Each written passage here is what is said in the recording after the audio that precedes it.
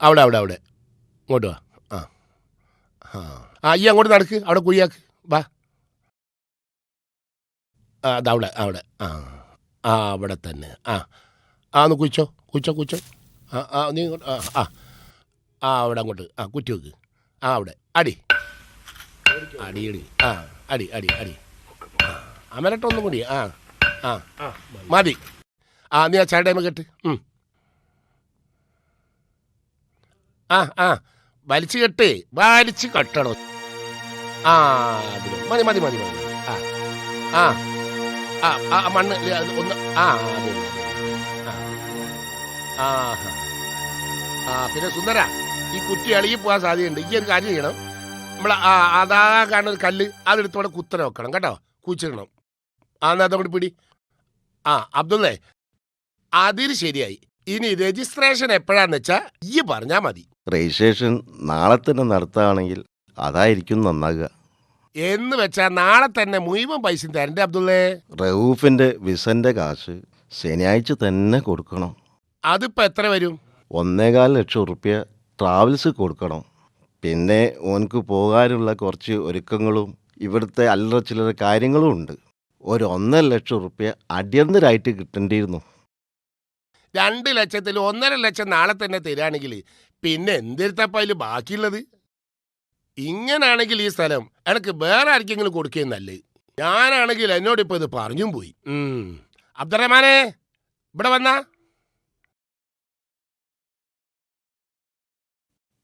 എന്താ പാപ്പ? ഇവർക്ക് പൈസ പെട്ടെന്ന് വേണ്ടിയിരുന്നാ പറയണത്. ഇപ്പൊ എന്താ ചെയ്യാ? കാര്യങ്ങളൊക്കെ റൌഫ് പറഞ്ഞു. കഴിയുന്നത് വേഗം രജിസ്ട്രേഷൻ നടത്തി കൊടുക്കായിരുന്നു. അല്ല, എന്നാ അപ്പൊ നിങ്ങൾ വീട് ഒഴിഞ്ഞു തരിക? വീട് ഒഴിഞ്ഞു തരാൻ ഒരു 6 മാസത്തെ അവധി കിട്ടിയാൽ നന്നായിരുന്നു. അതെന്ത് ഭർത്താനാണ് അബ്ദുള്ളേ? രജിസ്ട്രേഷൻ നാളെ തന്നെ നടത്തേ വേണം, വീട് ഒഴിഞ്ഞു തരാൻ 6 മാസത്തെ അവധിയും കിട്ടണം.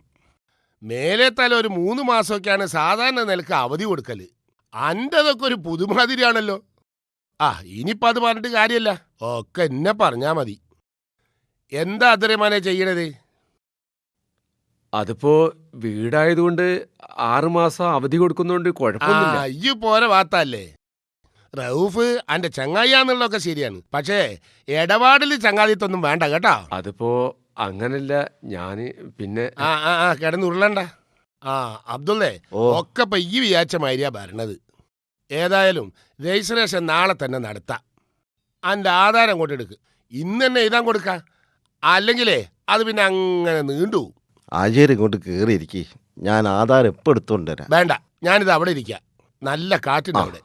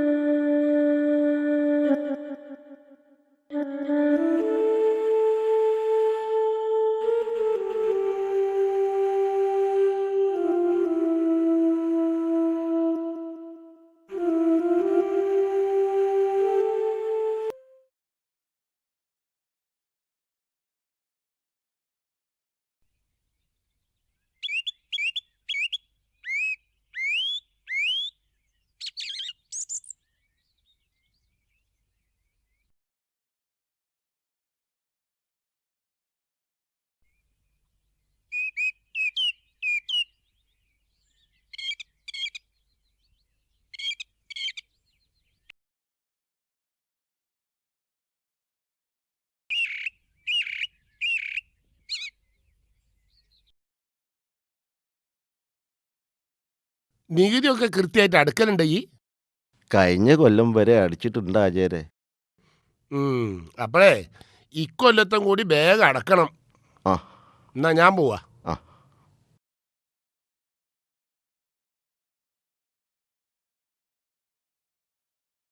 ആ അബ്ദുള്ളേ, ഓ ഈ കച്ചവടത്തിൽ ബ്രോക്കർമാരില്ലാത്തതുകൊണ്ട് ഞാനൊരു വില പറഞ്ഞ് ഈ അത് സമ്മതിക്കുകയും ചെയ്ത്.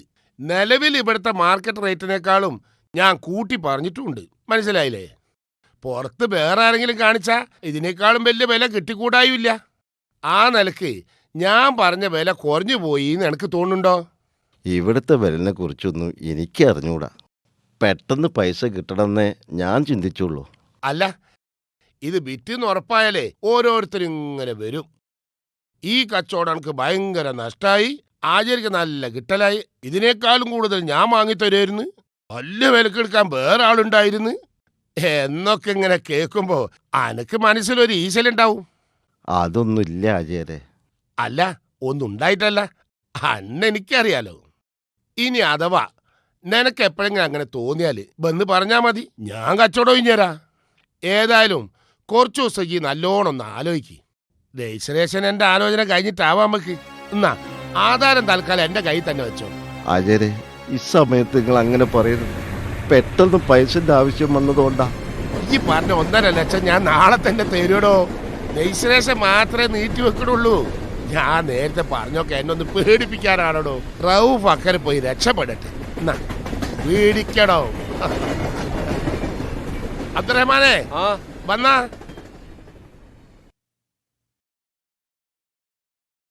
എന്നാ പോട്ടെ. ആ ആ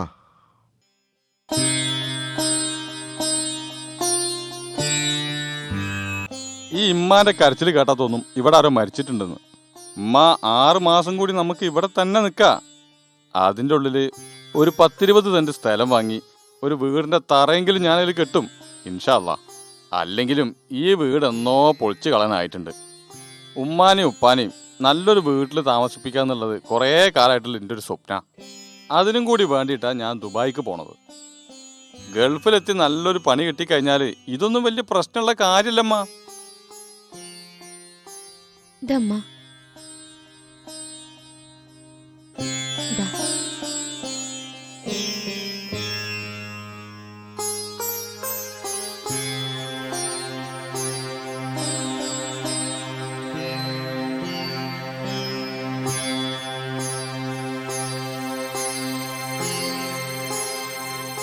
അളിയനൊന്നും തോന്നരുത്, വീട് വിൽക്കല്ലാതെ വേറൊരു മാർഗം കണ്ടില്ല. അതിനാർക്കാ റൂഫ് പരാതി? ഞാനൊന്നും പറഞ്ഞില്ലല്ലോ. അല്ല, അളിയനൊന്നും പറയാത്തോണ്ടാ ഒരിടങ്ങേറ്. ഞാനെന്തിനാ പറയുന്നത്? ഉപ്പാന്റെ സ്വത്ത് വെക്കരുതെന്ന് ഞാനെങ്ങനെ പറയാ? പെങ്ങന്മാർ കൂടി അവകാശപ്പെട്ട സ്വത്തല്ലേ? പെങ്ങന്മാർക്ക് എന്താ അവകാശ? വീടിന്റെ ഉടമ ജീവിച്ചിരിക്കുമ്പോൾ മറ്റാർക്കും ഒരു അവകാശമില്ല. ഉടമന്റെ കാലശേഷം വല്ലതും ബാക്കിയുണ്ടെങ്കിലേ അവകാശികളുള്ളൂ. ആ കാര്യം വിട്. എനിക്കിപ്പോൾ നിന്നെ സഹായിക്കാൻ കഴിയാത്തതിലുള്ള വിഷമേ ഉള്ളൂ. 5000 10,000 ഒക്കെ ആണെങ്കിൽ എങ്ങനെയെങ്കിലും തിരിമറിയുക. സൗദിയിലുള്ള ലത്തീഫളിനോട് ചോദിക്കുന്നതിലുണ്ട് ഒരു അന്തക്കേട്. പോയിട്ട് 4-5 മാസമല്ലായിട്ടുള്ളൂ. അതുകൊണ്ടാ ഇങ്ങനൊരു സാഹസത്തിന് മുതിർന്നത്. പിന്നെപ്പോ കുടുംബക്കാരടുത്തും നാട്ടുകാരടുത്തും പോയി തെണ്ടണം. 10,000 ചോദിച്ചാൽ 1000 2000 എടുത്തു തരും. പിന്നെ കുറേ കാലം ഓല മുമ്പിൽ തലയും കുനിച്ച് നടക്കും വേണം. അളിയ, ഞാൻ പോയാൽ നിങ്ങൾ ഇടയ്ക്കൊക്കെ വന്ന് ഇവിടുത്തെ കാര്യങ്ങളൊക്കെ ഒന്ന് അന്വേഷിക്കണം. വാപ്പാനെ കൊണ്ടൊന്നും കഴിയില്ല, നിങ്ങൾക്ക് അറിയാലോ. അതൊക്കെ നീ പറയാതെ തന്നെ ഞാൻ ചെയ്യൂലേ. അല്ല, അതെനിക്കറിയാം. എന്നാലും ഒരു മനസ്സമാധാനത്തിന് വേണ്ടി പറഞ്ഞു എന്നുള്ളൂ. ശരി. എനിക്ക് പോകാൻ ഇനി 2 ദിവസം കൂടി ബാക്കിയുള്ളൂ. നാളെ മറ്റന്നാളായിട്ട് കുറേ കാര്യങ്ങൾ ചെയ്തു തീർക്കാണ്ട്. അതിൻ്റെ പുറമെ ഓരോരുത്തർ വന്നുകൊണ്ടിരിക്കുകയും ചെയ്യും. പെങ്ങന്മാരും കുട്ടികളും വന്നാൽ പിന്നെ ഒരു കാര്യം സംസാരിക്കാനും ഒഴിവിട്ടില്ല. അതുകൊണ്ട് പറയാനുള്ളതൊക്കെ ഇപ്പം തന്നെ പറഞ്ഞു തീർക്കാമെന്ന് വെച്ചു. എന്താ അപ്പം അതിന് മാത്രം പറയാനുള്ളത്? ഒന്നുമില്ല, എനിക്കൊരു മനസ്സമാധാനത്തിന് വേണ്ടിയാ. ആദ്യമായിട്ട് പറയാനുള്ളത്, ഇന്നോർത്ത് 2 ആളും വിഷമിക്കരുതെന്നാ. ലക്ഷക്കണക്കിന് ആൾക്കാർ ഗൾഫിൽ പോകാൻ വരികയൊക്കെ ചെയ്യുന്നുണ്ട്. അതിലൊരാളാണ് ഞാനെന്നാണ് കൂട്ടിയാൽ മതി. ആചാര്യ തന്ന 1.5 ലക്ഷത്തിൽ 1.25 ട്രാവൽസ് കൊടുത്തു. ബാക്കിയുള്ളത് കൊണ്ട് കടങ്ങളൊക്കെ വീട്ടി. എനിക്ക് പോകാനുള്ള ഡ്രസ്സും ബാഗൊക്കെ വാങ്ങി. വീട്ടിലേക്ക് ആവശ്യമുള്ള സാധനങ്ങളൊക്കെ അതും വാങ്ങി. അതിൽ ബാക്കിയില്ലേ 3650 ഉറുപ്പ്യ ഇതാ ഉപ്പ കയ്യിൽ വെച്ചോളി. വേണ്ട, അനക്ക് എന്തെങ്കിലും ആവശ്യം ഉണ്ടാവും. അല്ല, ദുപ്പാൻ്റെ കയ്യിലൊന്നുണ്ടേ. അത്യാവശ്യത്തിന് 1000 ഉറുപ്പ്യ എൻ്റെ കയ്യിലുണ്ട്. തൽക്കാലം അത് മതി. പിന്നെ ഇതാ ഈ ബുക്കിൽ ഞാൻ കൊടുക്കാനുള്ള ചില ഇടപാടുകളുണ്ട്. ആചാര്യ അടുത്തുനിന്ന് 80,000 ബാക്കി കിട്ടാണ്ടല്ലോ. അത് കിട്ടിയാൽ ഈ ഇടപാടുകൾ മുഴുവൻ തീർക്കണം. ഇതിൽ ചില ഇടപാടുകളൊക്കെ തന്നോരെന്നെ മറന്നിട്ടുണ്ടാവും, ചിലതൊക്കെ എഴുതി തള്ളിയിട്ടുണ്ടാവും. കുറേ കണക്കൊക്കെ ആളുകൾ ചോദിച്ച് മടുത്തു. എവിടെ നിർത്തി കൊടുക്കാനാ? ഏതായാലും അതൊക്കെ നമുക്ക് വീട്ടാം. ഇത്രയും വലിയ സംഖ്യ എങ്ങനെയാ കടണ്ടായതെന്ന് നിങ്ങളൊക്കെ വിചാരിക്കുന്നുണ്ടാവും. കൊറേ കാലായിട്ട് ഇപ്പൊ ഒരേലെ ചെലവൊക്കെ നടത്തുന്ന ഈയല്ലേ? ഞങ്ങളൊക്കെ എന്തെങ്കിലും അറിയുന്നുണ്ടോ? അപ്പൊ പിന്നെ കടമില്ലാണ്ടിരിക്കണ എങ്ങനെ? ഇങ്ങനൊക്കെ ആയിട്ടും ഇത്രേ കടമുള്ളൂന്നാ എൻ്റെ അത്ഭുതം. ഏതായാലും ഈ കുറേ ഭാരം വലിക്കുന്നുണ്ട്. ഏതായാലും ഞാൻ ചെന്ന ഉടനെ അഡ്രസ്സും ഫോൺ നമ്പറും അയച്ചു തരാം. പിന്നെ എന്താവശ്യം ഉണ്ടെങ്കിലും ഉടനെ എന്നെ അറിയിക്കണം. നിങ്ങളിവിടെ സുഖമായിട്ട് കൈയുണ്ടെന്ന് കേട്ടാലേ എനിക്കവിടെ മനസ്സമാധാനം കിട്ടുള്ളൂ. ഇനി നിങ്ങൾക്ക് രണ്ടാൾക്കും എന്തെങ്കിലും പറയാനുണ്ടെങ്കിലേ പറഞ്ഞോളി. എനിക്ക് പ്രത്യേകിച്ച് ഒന്നും പറയാനില്ല. പോയിട്ട് എത്രയും പെട്ടെന്ന് തിരിച്ചു വരാൻ വേണ്ടി ദുആരക്കാണ് ഞാൻ. എനിക്ക് എൻ്റെ മോനോട് ഒരു വസിയത്തേ പറയാനുള്ളൂ. അവിടെ ചെന്നിട്ട് ഹലാലായ രീതിയിലേ പൈസ ഉണ്ടാക്കാവൂ. അതിപ്പോൾ കുറച്ച് കുറഞ്ഞാലും തിരക്കേടില്ല, അതിലേ ബർക്കത്തുണ്ടാവുള്ളൂ. ആ, ഈ അതൊക്കെ നല്ലോണം ശ്രദ്ധിക്കുന്നതാണെന്ന് എനിക്കറിയാം. ഒന്ന് ഓർമ്മപ്പെടുത്തിയെന്ന് മാത്രം. തട്ടിപ്പും വെട്ടിപ്പും കള്ളത്തരൊക്കെ ആയിട്ട് ഒരുപാട് പൈസ ഉണ്ടാക്കുന്ന ആൾക്കാർ ഗൾഫിലുണ്ടെന്ന് കേട്ടിട്ടുണ്ട്. അങ്ങനത്തെ പൈസ കൊണ്ട് വലിയ ബംഗ്ലാവ് ഉണ്ടാക്കണേക്കാട്ടി നല്ലത് ഒരു ചെറിയ ചെറ്റപ്പുരയാ. അതുകൊണ്ട് അർഹതയില്ലാത്ത ഒരു ഉറുപ്പ്യ പോലും എൻ്റെ സമ്പാദ്യത്തിൽ ഉണ്ടാവരുത്. അത് ഈ പ്രത്യേകം ശ്രദ്ധിക്കണം.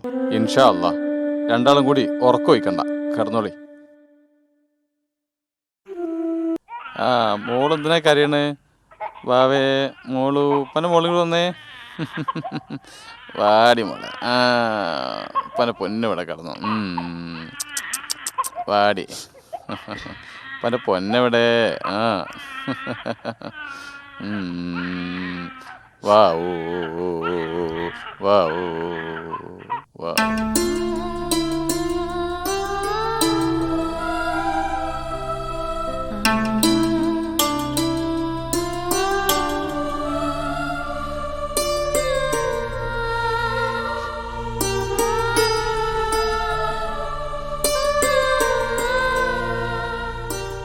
വല്യമാനെ കിട്ടിയപ്പോ കുട്ടീന്റെ കരച്ചിൽ നിന്നു.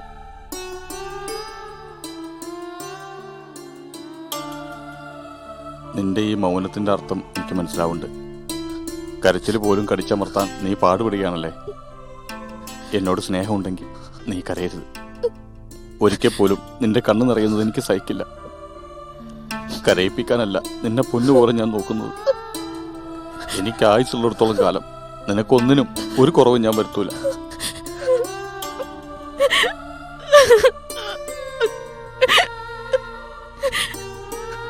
നോക്കുമോളെ, എൻ്റെ നെഞ്ചിനകത്ത് തീയാണ്. അത് നീ വീണ്ടും കത്തിക്കണം. നിന്റെ പുഞ്ചിരിക്കുന്ന മുഖം ഞാൻ ഒന്നുകൂടി കണ്ടോട്ടെ.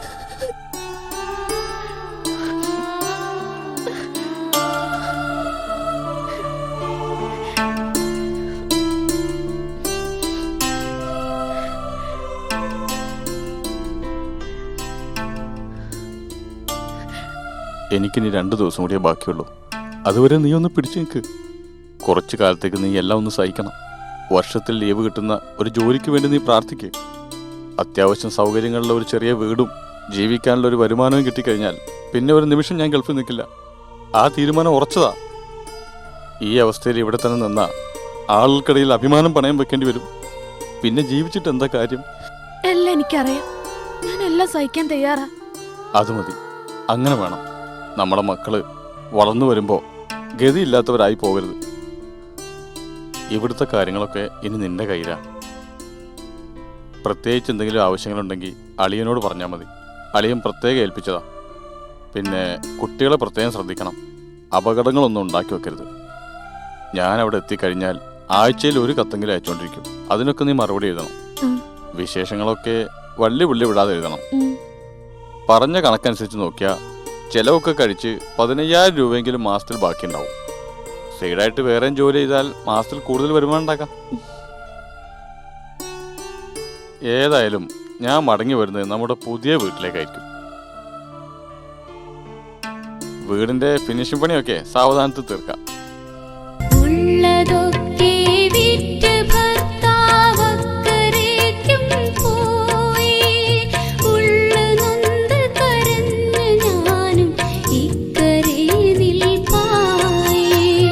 ഉള്ളിലുള്ള ആശകളൊക്കെ നശി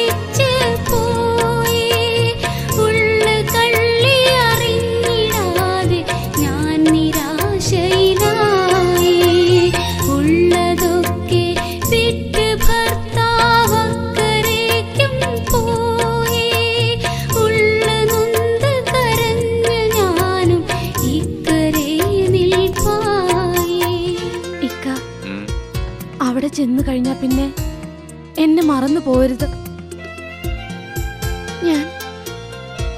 ഞാനിവിടെ ഒറ്റയ്ക്ക. നിന്നെ മറക്കേ, ഞാൻ ഗൾഫിൽ പോകുന്നതന്നെ നിനക്ക് നല്ലൊരു ജീവിതം ഉണ്ടാക്കാനാ. ഈ ലോകത്ത് നിന്നേക്കാൾ വലുത് എനിക്ക് ആരുമില്ല. നിന്നെ ഞാൻ എത്രമാത്രം സ്നേഹിക്കുന്നുണ്ടെന്ന് നിനക്കറിയോ? എത്തിരയോ നാൾ പല കഷ്ടങ്ങളും സഹിച്ചു, എത്രയോ നാൾ ഊണുറക്കുമൊഴിഞ്ഞ് ഞാൻ ജീവിച്ചു.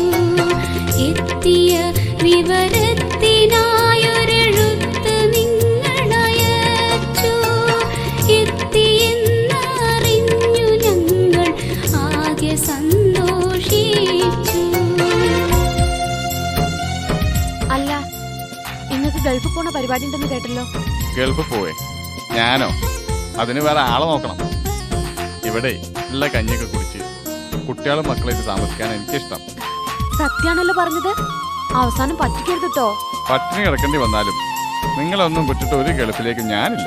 ഭാരമില്ലാതെ സുഖത്തിൽ ജോലി കിട്ടുവാനും ബാധ്യതകളൊക്കെയും കൊടുത്ത് വീട്ടുവാനും വിറ്റ വീടിന് പകരമായൊരു വീട് കെട്ടുവാനും ഉറ്റവർ ബന്ധുക്കളെ വിളിച്ച് കൂട്ടുവാനും.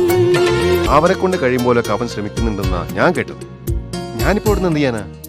പറ്റുന്നോലായിട്ടൊക്കെ ഞാൻ ബന്ധപ്പെടുന്നുണ്ട്. എന്ത് ബന്ധപ്പെടുന്നുണ്ട് എന്നപ്പ അറിയണത്?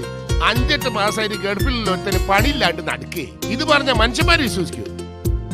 പണി എങ്ങനെ ഇങ്ങോട്ട് വരൂ? ഇറങ്ങി അന്വേഷിക്കണ്ടേ? ഓനൊരു തന്റെ ഇടവും സാമർത്ഥ്യം ഇല്ലാത്തവനായിപ്പോയി. എന്ത് ചെയ്യാനാ? പടച്ചോനോനെ കഴിച്ചതാ.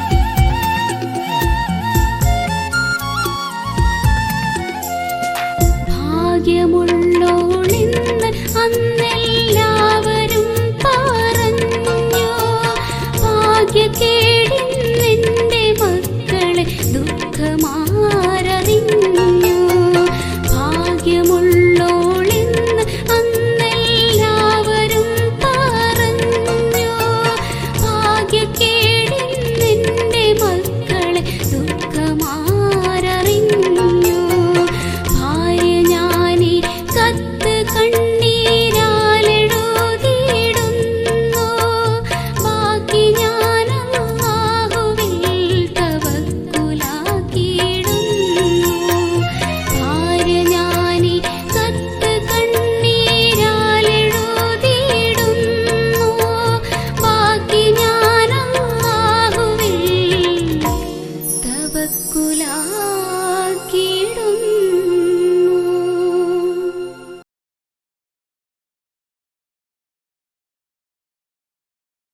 ഇവിടുത്തെ ഒരു സ്റ്റാഫ് നാട്ടിലേക്ക് പോയ ഒഴിവിലേക്കാണ് നിന്നെ അപ്പോയിന്റ് ചെയ്യുന്നത്, അറിയാലോ. 3 മാസം കഴിഞ്ഞ് അവൻ തിരിച്ചു വരും. അന്നേരം നീ എന്താ ചെയ്യുക? ഞാനിവിടുന്ന് ഇറങ്ങിത്തരാം. അത് നിനക്ക് ഓർമ്മയുണ്ടായാൽ മതി. മാസത്തിൽ 800 ദിർഹം ശമ്പളം. താമസ സൗകര്യം തൽക്കാലം നീ തന്നെ കണ്ടുപിടിക്കണം. ഈ കാര്യങ്ങളെക്കുറിച്ചൊക്കെ ബാബ നിന്നോട് പറഞ്ഞിട്ടുണ്ടാവുമല്ലോ. Mister Satheesh, please come here.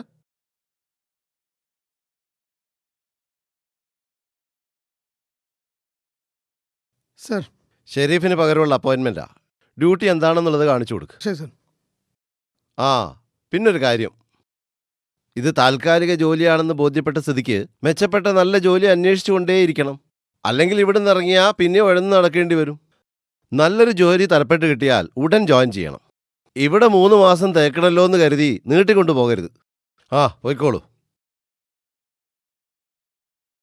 നമ്മുടെ ഷെരീഫിന് പകരമുള്ള പുതിയ അപ്പോയിൻമെന്റാ. എന്താ പേര്? അബ്ദുറൌഫ്. ശരി.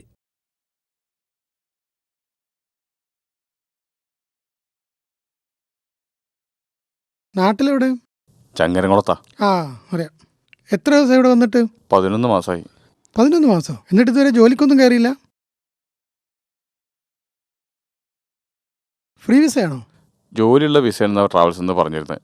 ഇവിടെ വന്നപ്പോൾ ജോലി പോയിട്ട് കിടക്കാനൊരിടം പോലും ഇല്ല. ഇനിയിപ്പോൾ എങ്ങനെ പിടിച്ചേക്കുമെന്ന് അറിയില്ല. ഒക്കെ ശരിയാവും. ഇവിടെ വരുന്ന ബഹുഭൂരിപക്ഷം ആൾക്കാരുടെ അവസ്ഥ ഇത് തന്നെയാണ്. ദുബായ് എന്താന്ന് പഠിച്ചു കഴിയുമ്പോൾ നമ്മുടെ റൂട്ട് ക്ലിയർ ആവും. ഏതായാലും ഇപ്പോൾ തൽക്കാലത്തേക്ക് ഒരു ജോലി കിട്ടിയാൽ സമാധാനിക്ക്. സാധാരണ ഇവിടെ നിന്ന് ലീവിന് പോയാൽ പകരം ആളെ വെക്കാറില്ല. അയാൾ തിരിച്ചു വരുന്നവരെ ആ ജോലി ഞങ്ങൾ തന്നെ ചെയ്യാറാണ് പതിവ്. ആട്ടെ, എത്ര ശമ്പളം പറഞ്ഞത്? 800 ദിർഹം. 800 ദിർഹം ഇവിടെ കാലിച്ചായക്ക് തികയില്ല. അത്രയ്ക്ക് വലിയ ചെലവാ ദുബായിൽ. ഏതായാലും വെറുതെ ഇരിക്കുന്നതിനേക്കാളും ഭേദാന്ന് കൂട്ടിയാൽ മതി. ഇവിടെ എവിടെയെങ്കിലും തൽക്കാലം താമസിക്കാനൊരു സ്ഥലം കിട്ടുമോ? ഞാനൊന്ന് അന്വേഷിക്കട്ടെ. ഊതിയും നീറഞ്ഞിടുന്നേ ആദിയോ നീലോതിടുന്നേ ചേതി ഞാനറിയിച്ചു പിന്നെ ഖേദമിൽ കത്തൊന്നു വന്നേ കത്ത് വായിച്ചപ്പോഴെന്റെ മാനസം നീറിപ്പുകഞ്ഞു മുത്തുമാരന്റെ സ്ഥിതിയോർത്തേറെ ഞാൻ തേങ്ങിക്കരഞ്ഞു കത്ത് വായിച്ചപ്പോഴെന്റെ മാനസം നീറിപ്പുകഞ്ഞു മുത്തുമാരന്റെ സ്ഥിതിയോർത്തേറെ ഞാൻ തേങ്ങിക്കരഞ്ഞു നഷ്ടമിന്നിനി തീരും എൻ കഷ്ടമിന്നിനി മാറും.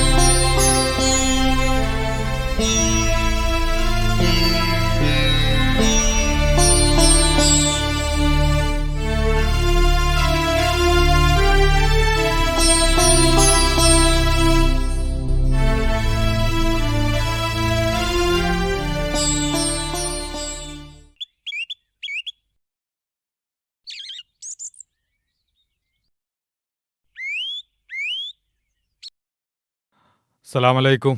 വാലൈക്കും മുസലാം. ആ, ആരാത്? അങ്ങോട്ട് കയറിയിരിക്കേ. ഇരിക്കാൻ സമയമല്ല, എനിക്ക് അടുത്ത ട്രെയിൻ ഷൊർണൂർ വരെ പോകണം. റൌഫിന്റെ കത്താത്. ഒരു 10,000 ഉറുപ്പിയുണ്ട്. തന്നെ? ഞങ്ങൾ തമ്മിൽ ഇതുവരെ നേരിട്ട് കണ്ടിട്ടൊന്നുമില്ല. ഓൻ്റെ ഒരു സുഹൃത്ത് എയർപോർട്ടിലേക്ക് കൊണ്ടു തന്നതാ അത്. ഞാൻ ഉടനെ തന്നെ തിരിച്ചു പോകുന്നുണ്ട്.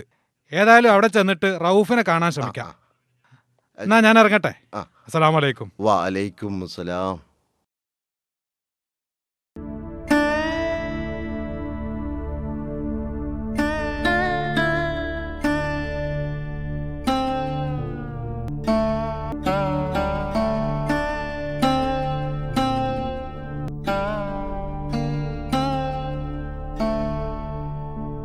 ആരപ്പ ഇവിടെ വന്നു പോയത്? നമ്മൾ ഉസ്മാനില്ലേ, ഓൻ വന്നിക്കണ്. ഓൻ കൊണ്ടുവന്ന ഈ കത്തും പൈസ. എവിടെ? അൽഹംദുലില്ലാ. മോളെ ആബി. എന്താപ്പാ? മോളെ റഊഫിന്റെ കത്തുണ്ട്. എവിടെ? ശരി.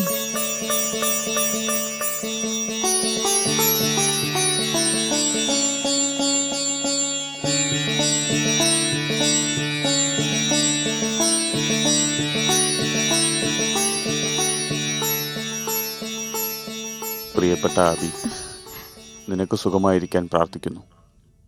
നമ്മുടെ പൊന്നുമക്കളുടെ അവസ്ഥ എന്താണ്? വൈകി അയക്കുന്ന ഈ കത്തിൽ ഒരുപാട് നല്ല വർത്തമാനങ്ങൾ എഴുതാൻ ആഗ്രഹിച്ചിരുന്നു, കഴിയുന്നില്ല. ഗൾഫിനെക്കുറിച്ചുള്ള എൻ്റെ എല്ലാ സ്വപ്നങ്ങളും കരിഞ്ഞുണങ്ങിയിരിക്കുന്നു. നിങ്ങൾക്കൊക്കെ ഒരുപാട് പ്രതീക്ഷകൾ നൽകി കൊതിപ്പിച്ച എന്നോട് പൊറുക്കണം.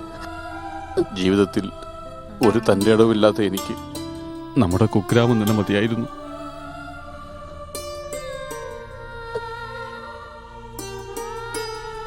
എല്ലാവരെയും ഓർത്ത് കരഞ്ഞു കരഞ്ഞ് എൻ്റെ കണ്ണീർ പറ്റി.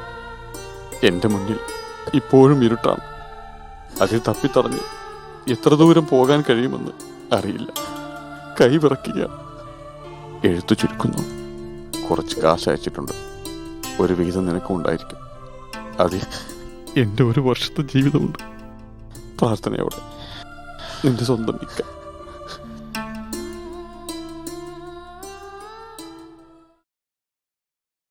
എന്താ ചെയ്യുന്ന ഈ പൈസ കൊണ്ട് ചെയ്യുക? ഏത് കട ആദ്യം വീട്ടുക? എനിക്കൊന്നും അറിയൂല.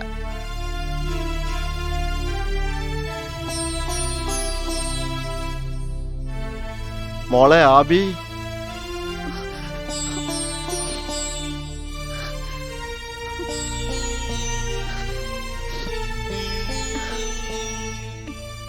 എന്തോപ്പാ?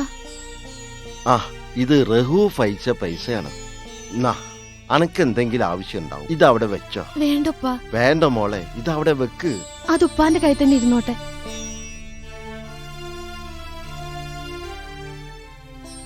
ഏതായാലും ഒരു കണക്കിന് സമാധാനായി. തൽക്കാലത്തേക്കാണെങ്കിലും ഒരു ജോലി കിട്ടിയല്ലോ. മനുഷ്യന്മാരെ ചോദ്യത്തിന് സമാധാനം പറയാലോ. മനുഷ്യന്മാരെ ചോദ്യം എനിക്ക് പ്രശ്നം. പരിചയമുള്ളവരൊക്കെ കടം വാങ്ങി കൂട്ടിയോണ്ട് തല പൊക്കി നടക്കാൻ കഴിയുന്നില്ല. കടക്കാരനായാല് അഭിമാനം പോകും. ഏതായാലും ആരും അങ്ങാടിയിലിട്ട് ഇന്നെ ഇതുവരെ വഷളാക്കിയിട്ടില്ല.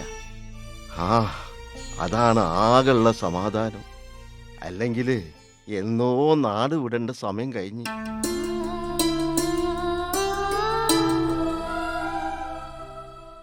ഓനക്ക് മാത്രം അവിടെ പണി കിട്ടാത്തതിന്റെ കാരണം എനിക്ക് മനസ്സിലാകുന്നില്ല. ഓന്റെ പാവത്തരം കൊണ്ടാന്നാ എനിക്ക് തോന്നുന്നത്. ഒരു കാര്യത്തിൽ ഒരു തൻ്റെ ഇല്ലല്ലോ. എന്റെ മോനല്ലേ. മനുഷ്യന്മാരിങ്ങനെ അങ്ങോട്ട് പാവാവരുത്, പ്രത്യേകിച്ച് ഈ കാലത്ത്. ആ വീട് വാടകയ്ക്ക് എടുത്തെന്ന് കേട്ട്. ആ ഇനിയെങ്കിലും ഈ വീട് ഒഴിഞ്ഞു തരണ്ട ആചാരെ. 6 മാസത്തെ അവധി തന്നത് ഒരു കൊല്ലം കഴിഞ്ഞ്. എന്നിട്ട് എന്നോട് ഞാൻ എന്തെങ്കിലും പറഞ്ഞോ? എന്നാലും അവനാൻ കണ്ടറിയണ്ടേ. എന്നാലേ വാടക പുരക്ക് അഡ്വാൻസ് കൊടുക്കുന്നതിന് മുമ്പ് അനക്ക് എന്നോടൊന്ന് ചോദിച്ചൂടായിരുന്നു? ഈ തിരക്കിട്ട് ഈ വീട് ഒഴിഞ്ഞാലും ഞാനും കുടുംബം ഇങ്ങോട്ട് താമസം മാറ്റാനൊന്നും പോണില്ല. ഏതായാലും ഇപ്പം ഈ വീട്ടിൽ നിന്ന് എങ്ങോട്ടും മാറുന്നില്ല. മാറേണ്ട സമയമാകുമ്പോൾ ഞാൻ പറയും, മനസ്സിലായില്ലേ? ആ വാടക പുരക്ക് കൊടുത്ത അഡ്വാൻസ് പൈസ തിരിച്ച് വാങ്ങിക്കാള്. ഇത് പറയാൻ വേണ്ടിയിട്ടാണ് ഞാൻ ഇപ്പം അങ്ങോട്ട് വന്നത്. മോളെ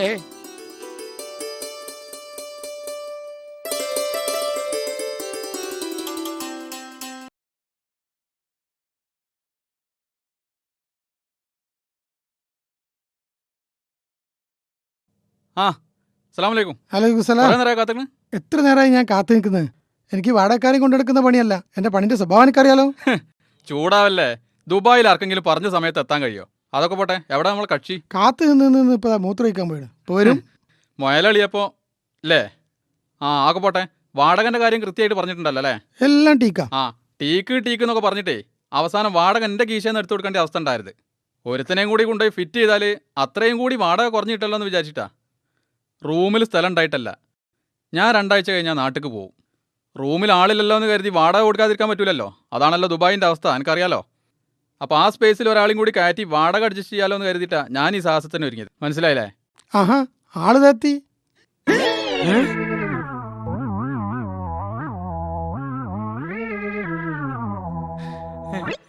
കുഞ്ഞാണി ഇപ്പൊ എനിക്ക് സമാധാനമായി. എന്റെ സമാധാനം പോയി. നിങ്ങൾ പരിചയക്കാരല്ലേ? അപ്പൊ എന്റെ പണി കഴിഞ്ഞ്. എനിക്ക് പണി കൂടി. ഈ ചെയ്തു തന്ന ഉപകാരം ഞാൻ ഒരിക്കലും മറക്കൂല. Thank you. ഇവനെന്റെ അയൽവാസിയാ. അങ്ങനെയാണെങ്കിൽ കഴിച്ചില്ലല്ലോ. പോര്.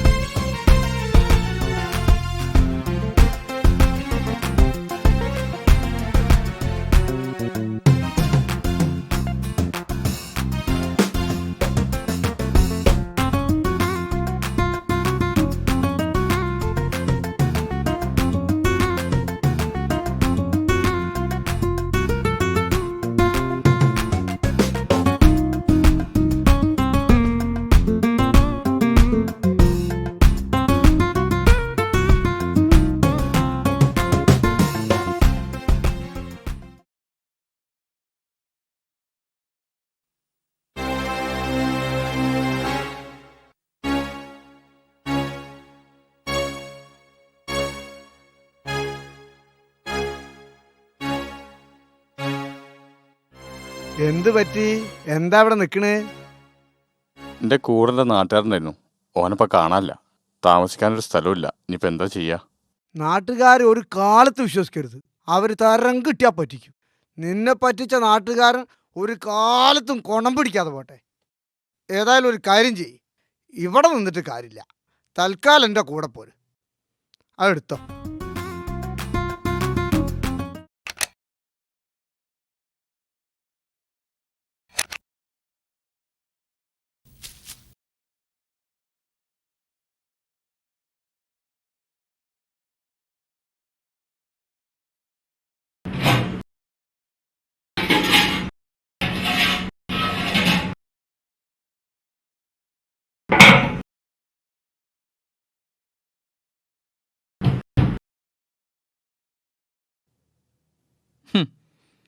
ഇന്നെന്താ അവിടെ എല്ലാവർക്കും നോമ്പാ?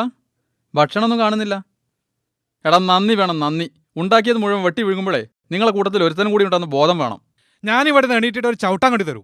മനുഷ്യൻ ഇവിടെ വിശന്ന് ഭ്രാന്തളകി നിൽക്കുമ്പോൾ അവൻ്റെ ഒരു മോങ്ങല്. അത് ശരി. അപ്പോൾ ഇവിടെ ഭക്ഷണമൊന്നും ഉണ്ടാക്കിയിട്ടില്ലേ? തമ്പ്രാൻ രാവിലെ മാർക്കറ്റിൽ പോയതാ, ഇതുവരെ തിരിച്ചു വന്നിട്ടില്ല. ഓഹോ, അയാളെ മാറ്റി വേറൊരു കുക്കിനെ വെക്കാൻ ഞാൻ പലതവണ പറഞ്ഞതാ. ആര് കേൾക്കാൻ? അനുഭവിക്ക്. എൻ്റെ അല്ലോ, വിശക്കുകയാണെങ്കിൽ ഇങ്ങനെ വിശക്കണം.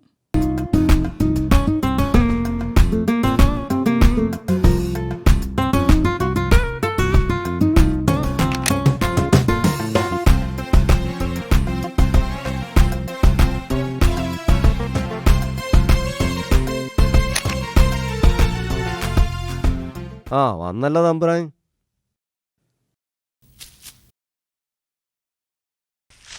ബാഗ് ഈ റൂമിൽ വെച്ചോ. മറ്റേ റൂമിൽ മുഴുക്ക ചെയ്ത്താമര.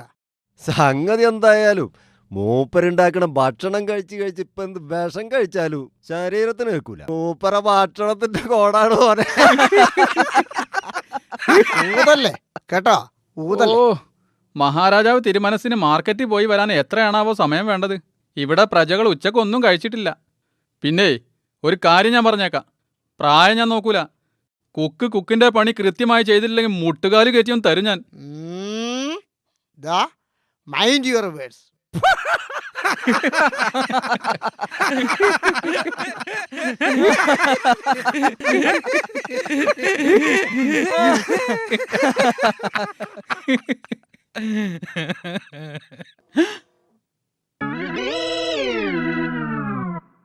എന്നാലും കുഞ്ഞാൻ എന്നോട് വേണ്ട, ഒന്നും പറയണ്ട. എന്നാലും എനിക്ക് എന്നോട് ചെയ്യാൻ തോന്നിയല്ലടാ. സ്വന്തം നാട്ടുകാരനെ അങ്ങനെ പറ്റിച്ച് മുങ്ങാൻ എനിക്ക് എങ്ങനെയാടാ തോന്നിയത്? മക്കളെ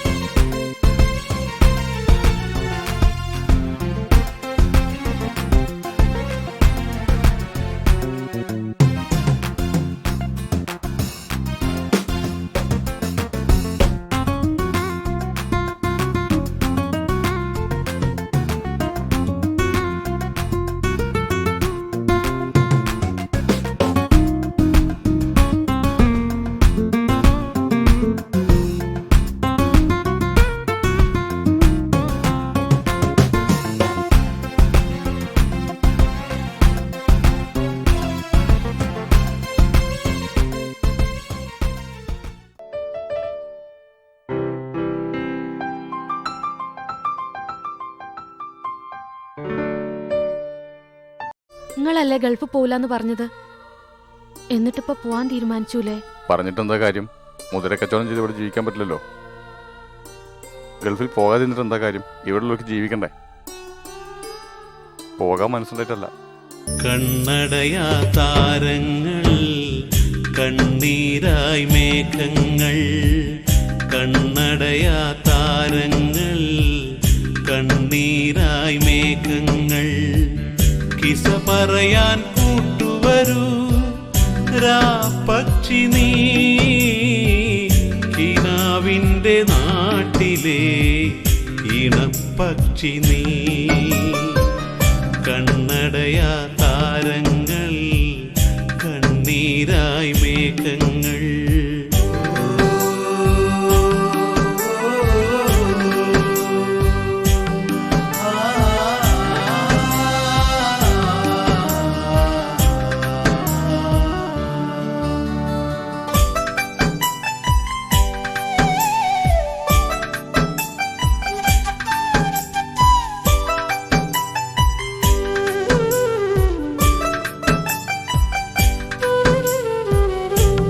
കാണാ കടലലകൾ മിഴിനീരായി തിരയലകൾ തുഴയെറിയാൻ കൂട്ടുവരൂ കടൽ പക്ഷി നീ കിനാവിൻ്റെ തീരത്തെ ഇണപ്പക്ഷി നീ അതിരറിയാ മരുഭൂമി അലയാനൊരു സഞ്ചാരി പാഥേയം കൊണ്ടുവരൂ മരുപ്പക്ഷി നീ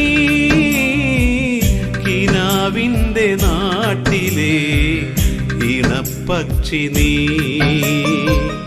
കണ്ണടയാ താരങ്ങൾ കണ്ണീരായി മേഘങ്ങൾ കണ്ണടയാ താരങ്ങൾ കണ്ണീരായി മേഘങ്ങൾ കിസ പറയാൻ കൂട്ടുവരൂ രാപ്പക്ഷി നീ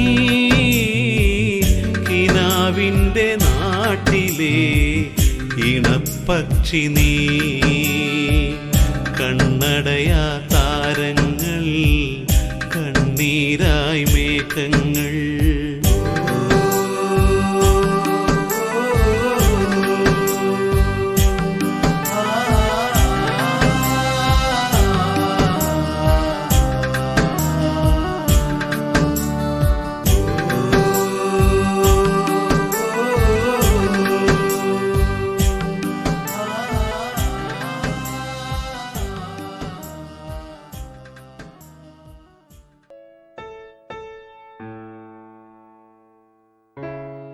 Can you speak English? Hindi, English, Malayalam. You speak Malayalam? Yes sir.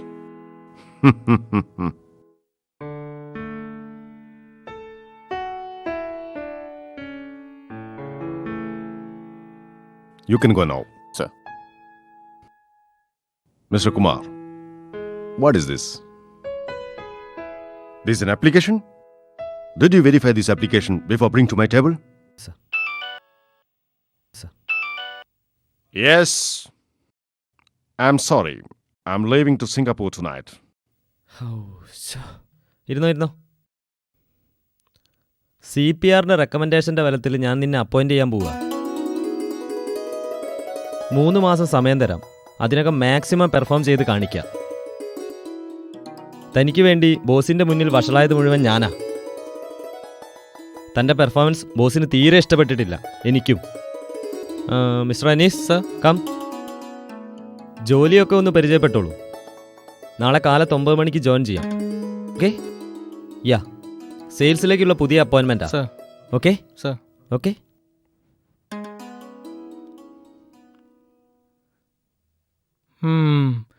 ഗൾഫിൻ്റെ ABCD എന്താണെന്ന് അറിയാത്ത യവൻ സെയിൽസിൽ ഉദ്യോഗസ്ഥൻ.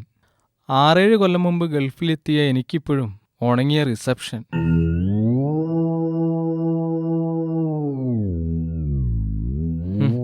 നീയൊന്നും ഒരു കാലത്തും ഗുണം പിടിക്കൂല.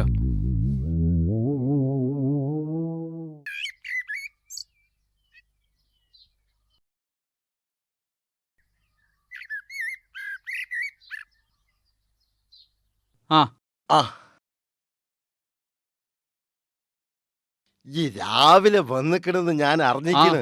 രാവിലെ വന്നിട്ട് ഒന്ന് റെസ്റ്റ് എടുക്കാനും കൂടി നിന്നിട്ടില്ല. സാധനം എടുത്ത് ഇങ്ങോട്ട് വന്നതാ. അങ്ങോട്ട് കേറി നിങ്ങൾ ഇവിടെ ഇരിക്കി. എന്തൊരു ചൂടാ ഇവിടെ. എങ്ങനെ AC ഇല്ലാതെ നിങ്ങൾ ഇവിടെ കഴിഞ്ഞുകൂടി പോണത്? ഈ ഗൾഫിൽ നിന്ന് വന്നത് ഇവിടെ നാട്ടുകാരൊക്കെ അറിഞ്ഞിരിക്കുന്നു. ഈ ഇവിടെ കുത്തിരിഞ്ഞ് വിഷയം പറഞ്ഞത് എനിക്ക് മോശമല്ലേ? നാട്ടുകാരൊക്കെ കൂടി ഇവിടെ കൂടാൻ ഇവിടെ സംസ്ഥാന സമ്മേളനം ഒന്നും ഇല്ലല്ലോ. നിങ്ങൾ ഇങ്ങോട്ട് വരി. ഇവിടെ ഇരിക്കി. ഇവിടുന്ന് സംസാരിക്കാം. ഇരിക്കി. ഇവിടെ ഇരിക്കി. ഇനിയിപ്പോൾ അവിടെ കയറി ഞങ്ങൾ ചായ ഉണ്ടാക്കും. എനിക്കാണെങ്കിൽ ചായ എന്ന് പറഞ്ഞ സാധനത്തിന് പറ്റി ആലോചിച്ചുകൂടാ. നിങ്ങളൊരു കാര്യം ചെയ്യും, താത്തനെ വിളിക്കി, റൌഫിന്റെ പെണ്ണുങ്ങളുടെയും ഓളയും വിളിക്കി. നിങ്ങൾ അവിടെ ഇരിക്കും, സൈന. നമുക്ക് വർത്താനം തുടങ്ങാം.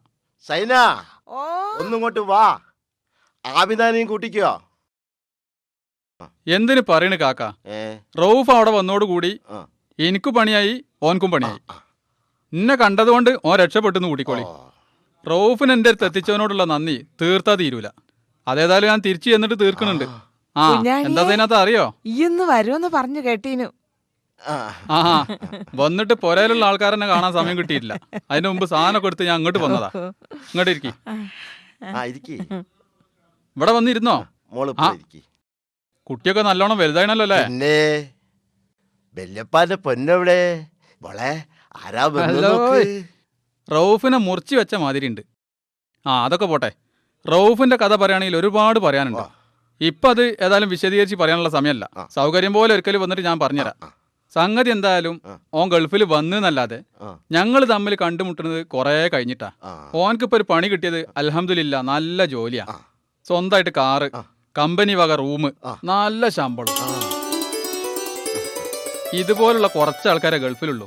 എന്തിനാ പറയണേ, അറബിയക്കും കൂടി ഇത്ര നല്ലൊരു ജോലി ഇല്ല അവിടെ. ഇവിടെ വന്നതിന് ശേഷം ആദ്യമായിട്ട് എന്നെ ചെയ്യാൻ ഏൽപ്പിച്ച പണി ഇതെന്താ മനസ്സിലായ നിങ്ങൾക്ക്? മൊബൈൽ ഫോണാ. കണ്ടിട്ടുണ്ടോ ഈ സാധനം എന്തെങ്കിലും? ഇത് സാധനം എത്ര ഉള്ളൂ എന്ന് പറഞ്ഞിട്ട് കാര്യമില്ല. ലോകത്തുള്ള സർവ്വാക്കും ഇതിലൂടെ വിളിക്കാം. ഇനിയിപ്പോ ഇതുകൊണ്ട് വിളിക്കാൻ കഴിയുമെന്നായിരിക്കും നിങ്ങളെ സംശയം. അത് തീർത്തു തരാം.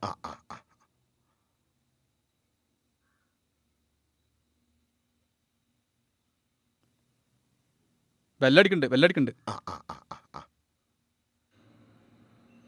ഹലോ, ആരാണ്? ഹലോ റൌഫേ, ഞാൻ എൻ്റെ പുരയിലെത്തിയടാ. എൻ്റെ ബാപ്പാക്കും ഉമ്മാക്കൊക്കെ മൊബൈലിനെ പറ്റി ക്ലാസ് എടുത്തുകൊണ്ടിരിക്കുക. കുഞ്ഞാണിയോ? ഈ അവിടെ എത്തുന്ന ശരിക്ക് വെറുതെ തന്നെ പറഞ്ഞു പറ്റിക്കല്ലടാ. അപ്പോളേ ഞാൻ ബാപ്പാക്ക് കൊടുക്കാം, ബാപ്പനോടൊന്ന് സംസാരിച്ചാളാ. എന്നാ പിന്നെ സംശയം അങ്ങോട്ട് തീർന്നോളല്ലോ. പിടിച്ചോളി, ഇവിടെ അങ്ങനെ പിടിച്ചാൽ മതി, മുറുക്കി പിടിച്ചോളി, വേഗം സംസാരിച്ചോളി. മോനെ റൌഫേ, അനക്കവിടെ സുഖം തന്നെയല്ലേ? ആ ആ ആ ആ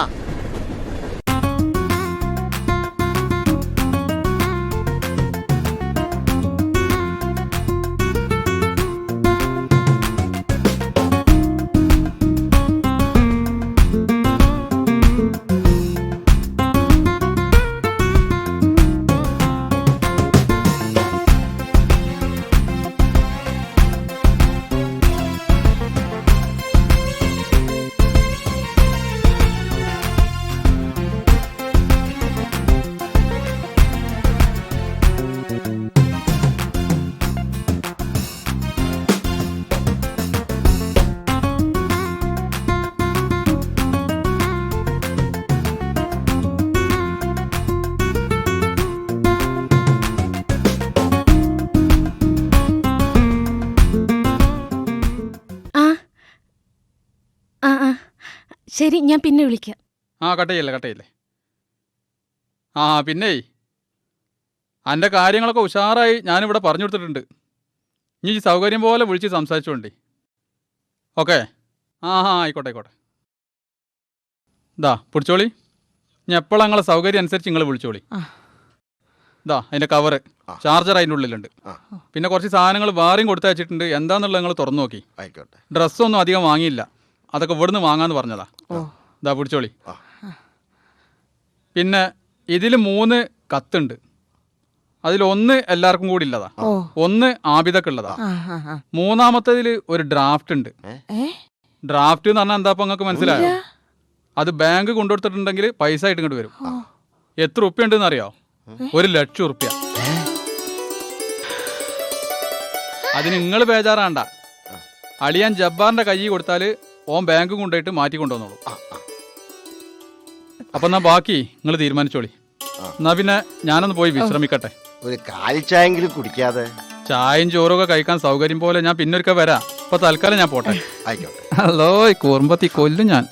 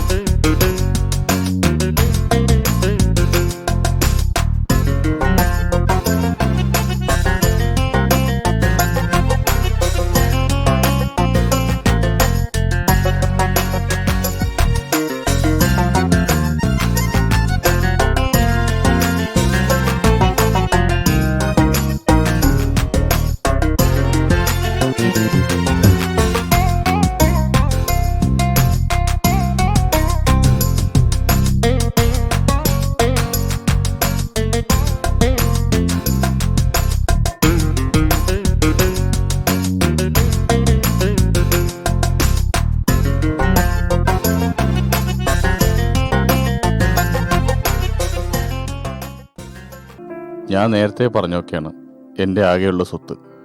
ബാക്കിയെല്ലാം ആദ്യം മുതൽ തുടങ്ങണം. 6 സെൻറ്റിൽ ചെറിയൊരു വീടുണ്ടായിരുന്നു, അത് വിറ്റു. ഇനി ഒരു വീട്, അതിൽ നിന്നും തുടങ്ങണം.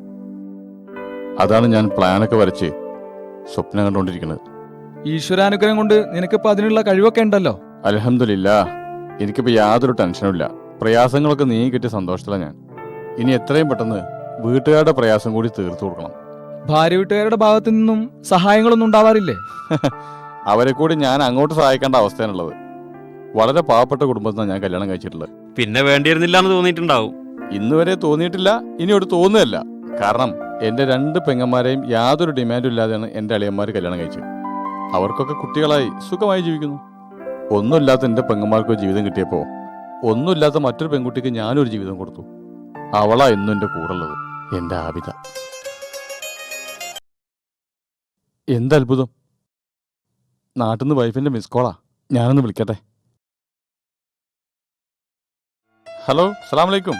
വലൈക്കും സലാം. എന്താ അവിടെ ഫോൺ എടുക്കാൻ ഒരു താമസം? ഞാൻ കരുതി മിസ് കോൾ ആയിരിക്കും. ആ തന്നെ, ആദ്യം ആ മറന്നടി. ഇടക്കിടക്ക് എൻ്റെ ഒരു മിസ് കോള് കാണുമ്പോൾ തന്നെ നാട്ടിൽ വന്നു പോകുന്നൊരു സുഖം. അത് വെറുതെ പറയല്ലേ? സത്യമായിട്ട് ഇപ്പൊ ഒന്ന് വിളിക്കാൻ തോന്നി. ഞാൻ എൻ്റെ ഫ്രണ്ട്സിനോട് നിന്നെ കുറിച്ച് സംസാരിച്ചുകൊണ്ടിരിക്കുമ്പോഴാണ് നിന്റെ വിളി. എല്ലാവർക്കും സുഖമല്ലേ മോളെ അവിടെ? ആ, അപ്പോഴേ ഞാൻ രാത്രി വിളിക്കാം. വെറുതെ എൻ്റെ ഫ്രണ്ട്സിനെ ബോറടിപ്പിക്കണ്ടല്ലോ. Okay okay. തെറ്റിദ്ധരിക്കരുത്, ഞാൻ ആ മൂഡിലങ്ങ് വിളിച്ചു പോയതാ. അല്ല, വീട്ടുകാരുടെ ഫോട്ടോ ഒന്നും കയ്യിലില്ലേ? ഓ ഉണ്ടല്ലോ, ഞാൻ കാണിക്കാം.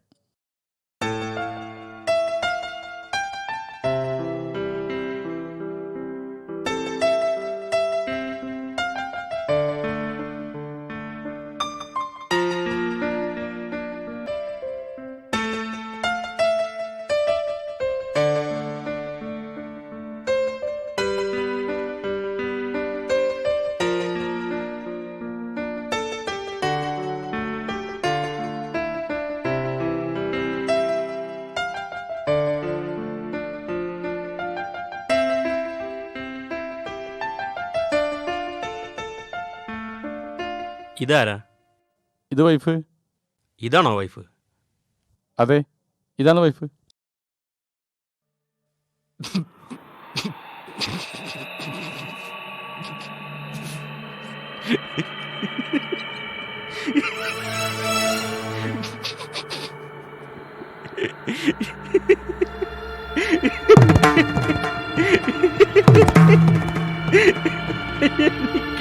നീ എന്തിനാ ചിരിക്കണേ? ഒന്നുമില്ലേ, എനിക്ക് വയ്യ. എന്താന്ന് വെച്ചാ പറയഷ്ട, നമുക്ക് എല്ലാവരും കൂടി ചിരിക്കാലോ. അല്ല, നീ നേരത്തെ പ്ലാനൊക്കെ വരച്ചു കൂട്ടുന്നു കണ്ടപ്പോ ഞാൻ കരുതി നിന്റെ ഭാര്യയൊരു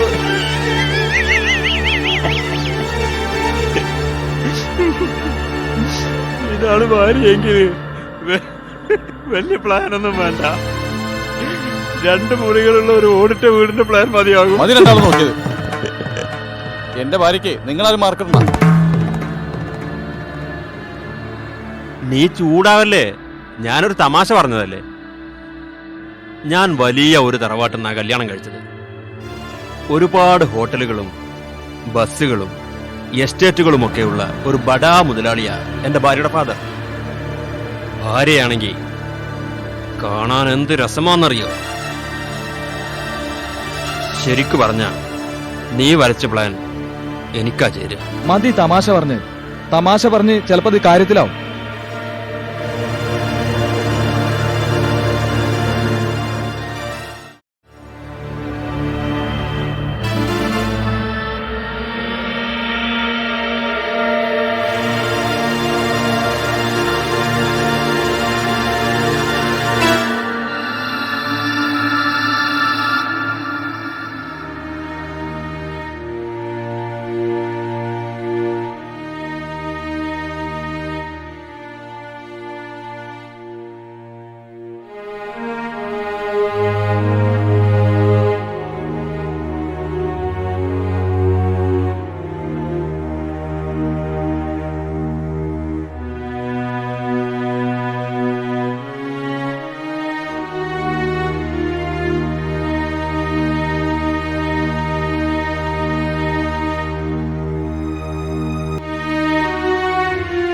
ഞാൻ വലിയ ഒരു തറവാട്ടിൽ നിന്നാണ് കല്യാണം കഴിച്ചത്. ഒരുപാട് ഹോട്ടലുകളും ബസ്സുകളും എസ്റ്റേറ്റുകളും ഒക്കെയുള്ള ഒരു ബഡാ മുതലാളിയാ എന്റെ ഭാര്യയുടെ ഫാദർ.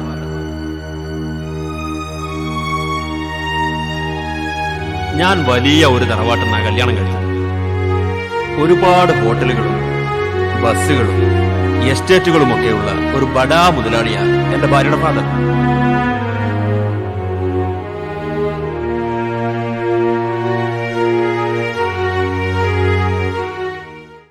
നിങ്ങളൊക്കെ കൂടി കണ്ടുപിടിച്ച സമ്മാനമാണല്ലോ ഷാനിബ. അവളുടെ വീടും സ്വത്തും കണ്ട് നിങ്ങളുടെയൊക്കെ കണ്ണ് മഞ്ഞളിച്ചു പോയി. ഏതായാലും ആ ഭാരം എന്റെ തലയിൽ വെച്ച് തന്നതിന് എല്ലാവരോടും പെരുത്ത് നന്ദിയുണ്ട്. ഏതായാലും നിന്റെ ഒരു അവസ്ഥ കഷ്ടം. ഇനി പറഞ്ഞിട്ട് എന്താ കാര്യം പ്രസാദേ? ഏതെങ്കിലും ഒരു പാവപ്പെട്ട വീട്ടിലെ കുട്ടിയെ കെട്ടിയാൽ മതിയായിരുന്നു. ആരെ കെട്ടിയാലും സ്വഭാവം നന്നല്ലെങ്കിൽ നമ്മൾ അനുഭവിക്കേണ്ട ആശിമേ. പാവപ്പെട്ട വീട്ടിലെ കുട്ടികളാണെങ്കിലും സ്വഭാവം നന്നാവണമെന്നില്ലല്ലോ. പണക്കാര മക്കളൊക്കെ മോശം സ്വഭാവക്കാരാ? അപ്പൊ അതിലൊന്നല്ലടാ കാര്യം. അത് വിട്, ഞാൻ ആ ഭാഗം ചിന്തിക്കാറേ ഇല്ല. നീ ഇന്നലെ റൂഫിനോട് കാണിച്ച തമാശ കുറച്ചു കൂടിപ്പോയി. എനിക്കും തോന്നി. അവനും ഭാര്യയും തമ്മിലുള്ള സ്നേഹബന്ധം കണ്ടപ്പോൾ ചെറിയൊരസൂയ. എനിക്ക് ജീവിതത്തിൽ ഇന്നേ വരെ കിട്ടാത്ത ഒന്നാണല്ലോ ഭാര്യ സ്നേഹം. അതുകൊണ്ടാ ഒന്ന് കളിയാക്കാമെന്ന് വെച്ചത്. അവനത് തമാശയാക്കി തള്ളുമെന്നും കരുതി. പക്ഷെ നീ പറഞ്ഞത് തമാശയുടെ പരിധിയിൽ നിന്നൊക്കെ വിട്ടിട്ടുണ്ട്. അത് ഞാൻ ക്ലിയർ ചെയ്യും. എന്റെ കഥ കേട്ട അവൻ എത്ര ഭാഗ്യവാനാണെന്ന് അവന് ബോധ്യപ്പെടും. ഇന്ന് കുറച്ച് വൈകിട്ടാണല്ലോ, എന്തു പറ്റി? ഒന്ന് രണ്ട് കാര്യങ്ങളുണ്ടായിരുന്നു. നല്ല വിശപ്പുണ്ടായിരുന്നത് കൊണ്ട് ഞങ്ങൾ ആദ്യം ഭക്ഷണം കഴിച്ചു. നിന്നെ കുറെ കാത്തു നോക്കി. നോ പ്രോബ്ലം, എന്നെ കാക്കണമെന്നില്ല.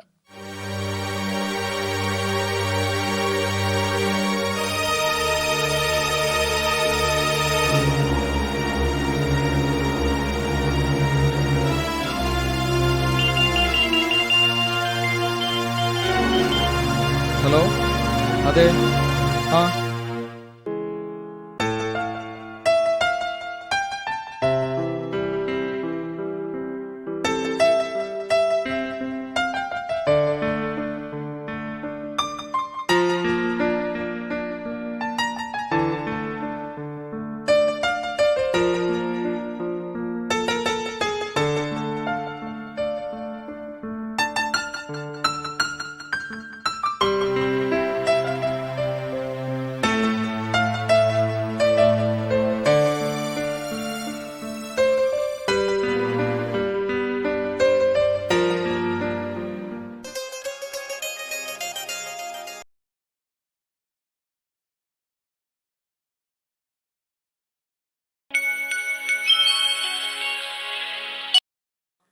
പിന്നെ ഈ മിസ് കോൾ അടിച്ചുള്ള കളി തൽക്കാലം മതിയാക്കാം.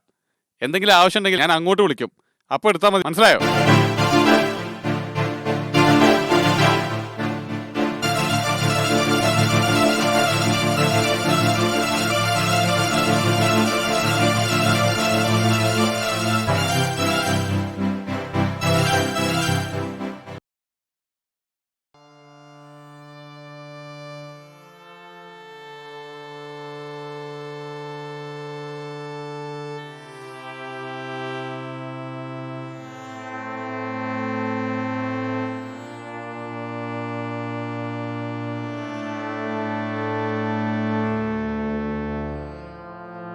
റൌഫ്, നീ എത്ര ഭാഗ്യവാൻ. നിന്നെ സ്നേഹം കൊണ്ട് പൊതിയാൻ നിന്റെ ഭാര്യയുണ്ട്. അതുപോലൊരു ഭാര്യ എനിക്കുണ്ടായിരുന്നെങ്കിൽ.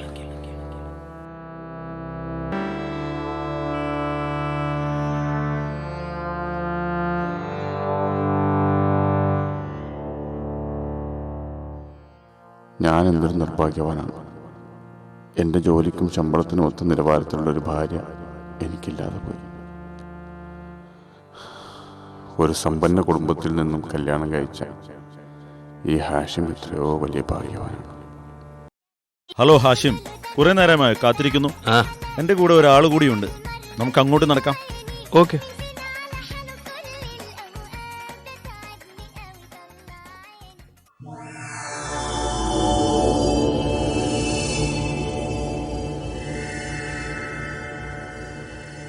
ഹാഷിമിന് ഞങ്ങളെ പരിചയമുണ്ടോ? എനിക്കൊന്നും മനസ്സിലാവുന്നില്ല. നിങ്ങളൊക്കെ ആരാ? എന്തിനാ എന്നെ ഇങ്ങോട്ട് കൊണ്ടുവന്നത്? ഒരുപക്ഷെ ഹാഷിമിന് ഞങ്ങൾ ഓർമ്മ കാണില്ല. 6-7 വർഷങ്ങൾക്ക് മുമ്പ് ഹാഷിമിനെ ഞങ്ങൾ കണ്ടിട്ടുണ്ട്. ഹാഷിമിന്റെയും ഷാനിബയുടെയും കല്യാണത്തിന്. ഷാനിബയെ ഓർമ്മയുണ്ടോ? അത് നിന്റെ ഭാര്യയുടെ പേരാണ്. ഞങ്ങൾ അവളുടെ ബന്ധുക്കളും. എന്നുവെച്ചാൽ ഹാഷിമിന്റെയും കൂടി ബന്ധുക്കളെന്നർത്ഥം. ഞാൻ ഖത്തറിലും ഇവൻ കുവൈത്തിലുമാണ്. ബിസിനസ് ആയതുകൊണ്ട് രണ്ടുപേരും എപ്പോഴും തിരക്കിലാണ്. അതുകൊണ്ടാണ് നിന്റെ കല്യാണത്തിന് ശേഷം വിശദമായി പരിചയപ്പെടാൻ കഴിയാതെ പോയത്. അത് പോട്ടെ, ഇപ്പോൾ ഞങ്ങൾ വന്നത് എന്തിനാന്നറിയോ? ഏകദേശം ഊഹിക്കാൻ കഴിഞ്ഞു. Very good. ഷാനിബയുടെ ഉപ്പ, അതായത് നിന്റെ ഫാദറിൻലോ, ഞങ്ങളെ വിളിച്ച് നിന്നെ കണ്ട് ചില കാര്യങ്ങൾക്ക് തീരുമാനമുണ്ടാക്കണമെന്ന് പറഞ്ഞതുകൊണ്ടാണ് കുവൈറ്റിൽ നിന്നും ഖത്തറിൽ നിന്നും ഞങ്ങൾ ഇത്രയും തിരക്ക് പിടിച്ചിങ്ങോട്ട് വന്നത്. ആട്ടെ, എന്താ നിന്റെ ഭാവി പരിപാടി? ഷാനിബക്ക് ചേർന്നൊരു ഭർത്താവാകാൻ എനിക്ക് കഴിയില്ല. എനിക്ക് ചേർന്നൊരു ഭാര്യയാവാൻ ഷാനിബക്കും കഴിയില്ല. കഴിയുമെന്ന് ഷാനിബ പറയുന്നു. അത് പറച്ചിലിൽ മാത്രമേ ഉള്ളൂ, പെരുമാറ്റത്തിലില്ല. അത് നീ ശരിയാക്കി എടുക്കണം. 4 വർഷമായിട്ട് എനിക്ക് കഴിയാത്ത കാര്യം ഇനി അങ്ങനെ കഴിയാനാ? ഓക്കെ, എന്നിട്ട് നിന്റെ ഭാവി പരിപാടി എന്താ? ഞാൻ അവളെ ഡൈവേഴ്സ് ചെയ്യാൻ പോവുക.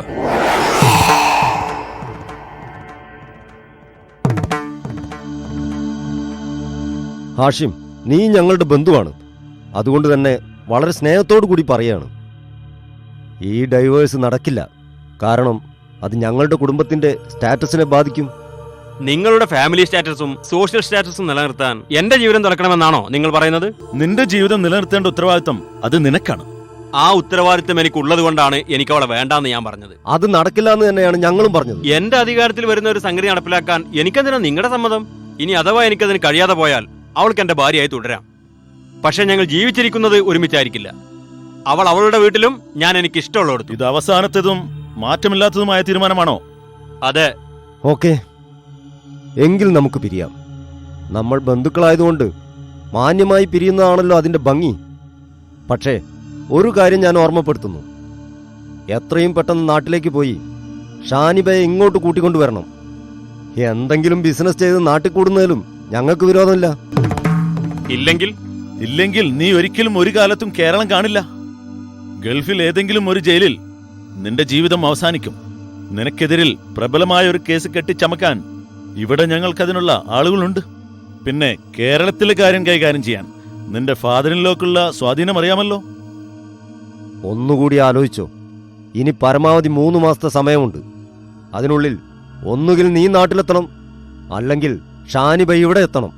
ഓക്കേ?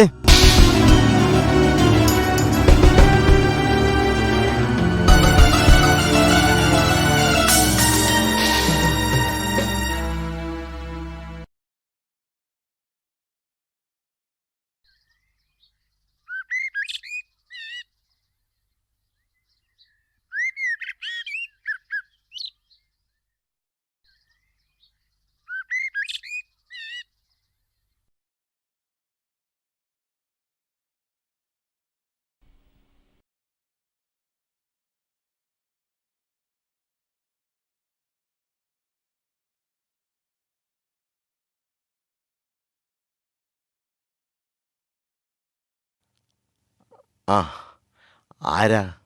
എന്റെ പേര് ഹാഷിം. ഞാൻ റൌഫിന്റെ ഫ്രണ്ടാ. ദുബായില് ഞങ്ങൾ ഒരുമിച്ചാ താമസം. കേറിയിരിക്കി. സൈന, ആരാ വന്ന നോക്ക്. ഇങ്ങോട്ടിരിക്കി.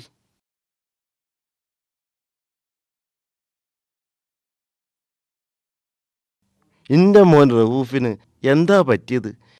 ഇങ്ങക്ക് വല്ലതറിയോ? ഞാൻ നാട്ടിൽ വന്നിട്ട് ഇപ്പോൾ 1 മാസം കഴിഞ്ഞു. ഇപ്പോഴത്തെ അവസ്ഥ എന്താണെന്ന് എനിക്ക് കൃത്യമായിട്ട് അറിയില്ല. നാട്ടിൽ വന്നപ്പോൾ നിങ്ങളെയൊക്കെ കണ്ട് വിശേഷങ്ങൾ അറിയാലോ എന്ന് കരുതി വന്നതാ. ഇവിടെ പരമസുഖാണ് മോനെ. കണ്ണീരും കയ്യായിട്ട് 2 പെണ്ണുങ്ങളും കരയാതെ പിടിച്ചു വെക്കണ ഈ വയസ്സനുണ്ട് ഇവിടെ. ഇതിലപ്പുറം എന്ത് വിശേഷമാണ് ഞാൻ പറയേണ്ടത്? റൌഫ് പിന്നെ ഫോൺ ചെയ്തിട്ടൊന്നുമില്ലേ? ഫോൺ ചെയ്യേ, ഇങ്ങോട്ട് വിളിക്കുന്നത് പോട്ടെ. അങ്ങോട്ട് വിളിച്ചാൽ ഒന്ന് എടുത്താലെങ്കിലും മതിയേനി. എന്റെ മോനിക്ക് എന്താ പറ്റിയേ? പെട്ടെന്ന് ഞങ്ങളെയൊക്കെ വേണ്ടാന്ന് ഓന് തോന്നാനുള്ള കാരണം എന്താന്ന് നിങ്ങൾക്കൊക്കെ അറിയെങ്കിൽ ഒന്ന് പറഞ്ഞേരി. അതിപ്പോ എന്താന്ന് ആർക്കും അറിയൂല. ഞാനിപ്പോ വിളിച്ചിട്ട് കുറച്ചായി. ഞാൻ ഏതായാലും ഒന്ന് വിളിച്ചു നോക്കട്ടെ.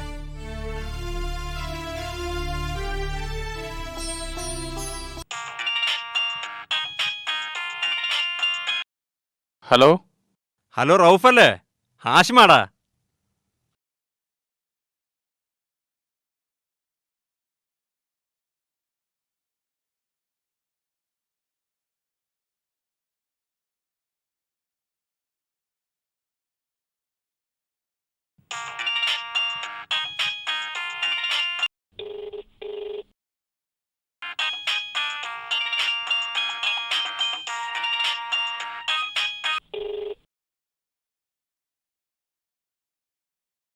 നാട്ടിൽ നിന്ന് ആര് വിളിച്ചാലും ഓ ഫോൺ എടുക്കൂല.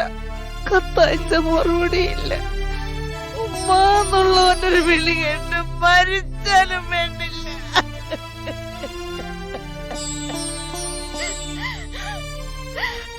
നിങ്ങൾ ആരും വിഷമിക്കണ്ട. എന്ത് പ്രശ്നം ഉണ്ടെങ്കിലും അതൊക്കെ പരിഹരിച്ചിട്ട് റൌഫിനെ അങ്ങോട്ട് പറഞ്ഞയക്കും ഞാൻ. എന്നാ പിന്നെ ഞാൻ പോവാണ്.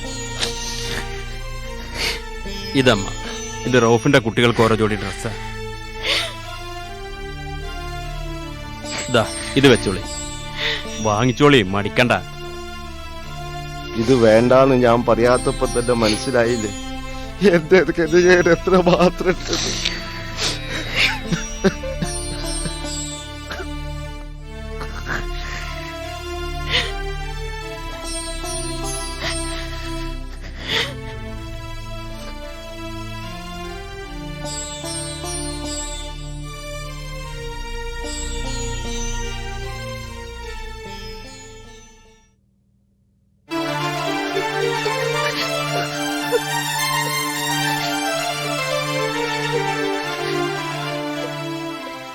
ഇതൊന്നും എന്റെ ഇക്കാക്ക് കൊടുക്കണം. ഞാൻ എന്റെ കുട്ടികളും ജീവിച്ചിരിപ്പട്ടെന്ന് അവരോട് പറയണം.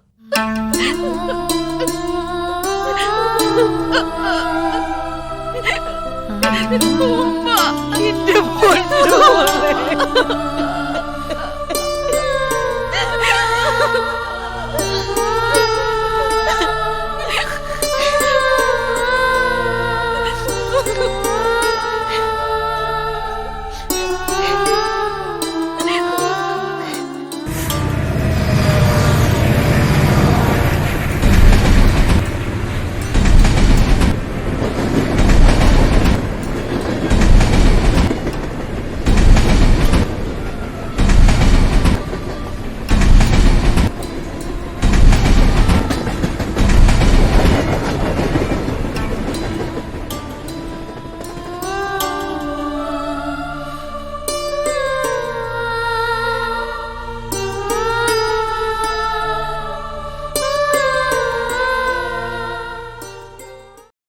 ഒരു കാര്യം പറഞ്ഞാ നിനക്ക് എന്നോട് ഇഷ്ടക്കേടാവോ?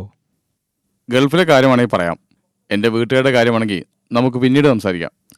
ഗൾഫിലെ കാര്യം തന്നെ. നമ്മളൊക്കെ ഇവിടെ ജോലിക്ക് വന്നവരാ. ഇവിടുത്തെ ജോലിയും ശമ്പളവും ഗ്യാരണ്ടി ഉള്ളതൊന്നുമല്ല. പുതിയ പുതിയ നിയമങ്ങൾ വന്നുകൊണ്ടിരിക്കുന്ന പലതും വിദേശ ജോലിക്കാർക്ക് അനുകൂലമല്ല. നാളെ നാട്ടിൽ ഭാര്യാമക്കളോടൊത്ത് ജീവിക്കാനുള്ള വഴി നാം ഇപ്പോൾ കണ്ടെത്തിയില്ലെങ്കിൽ പിന്നീടൊരു ചാൻസ് കിട്ടിക്കൊള്ളണമെന്നില്ല. നീ പറഞ്ഞ് പതുക്കെ നാട്ടിലെ കാര്യങ്ങളിലേക്ക് കിടക്കുന്നുണ്ട്. നിന്റെ പ്ലാൻ എനിക്ക് മനസ്സിലായി. എൻ്റെ ഭാര്യയെക്കുറിച്ചുള്ള ചിന്ത ഏകദേശം ഞാൻ മറന്നു തുടങ്ങിയതാ. ഇനി അത് ഓർമ്മപ്പെടുത്തി എന്നെ ബുദ്ധിമുട്ടിക്കരുത്. ഇനി ഞാനിവിടെ നിന്നാ നമ്മൾ തമ്മിൽ അടിച്ചു പിരിയും. റൌഫേ, നിന്നോട് പറയാൻ ആഷിം എന്നെ ഒരു കാര്യം ഏൽപ്പിച്ചിട്ടുണ്ട്. അവൻ കല്യാണം കഴിച്ച കഥ നീ കേൾക്കണം. അത് മാത്രം എനിക്ക് കേൾക്കണ്ട. അവനൊരു പണച്ചാക്കിന്റെ മകളെ കിട്ടിയില്ലേ? ഇനി സുഖമായി ജീവിക്കട്ടെ. ഞാൻ കഞ്ഞിക്ക് വകയില്ലാത്ത കുടുംബത്തിൽ നിന്ന് കല്യാണം കഴിച്ചൊരു വെട്ടി.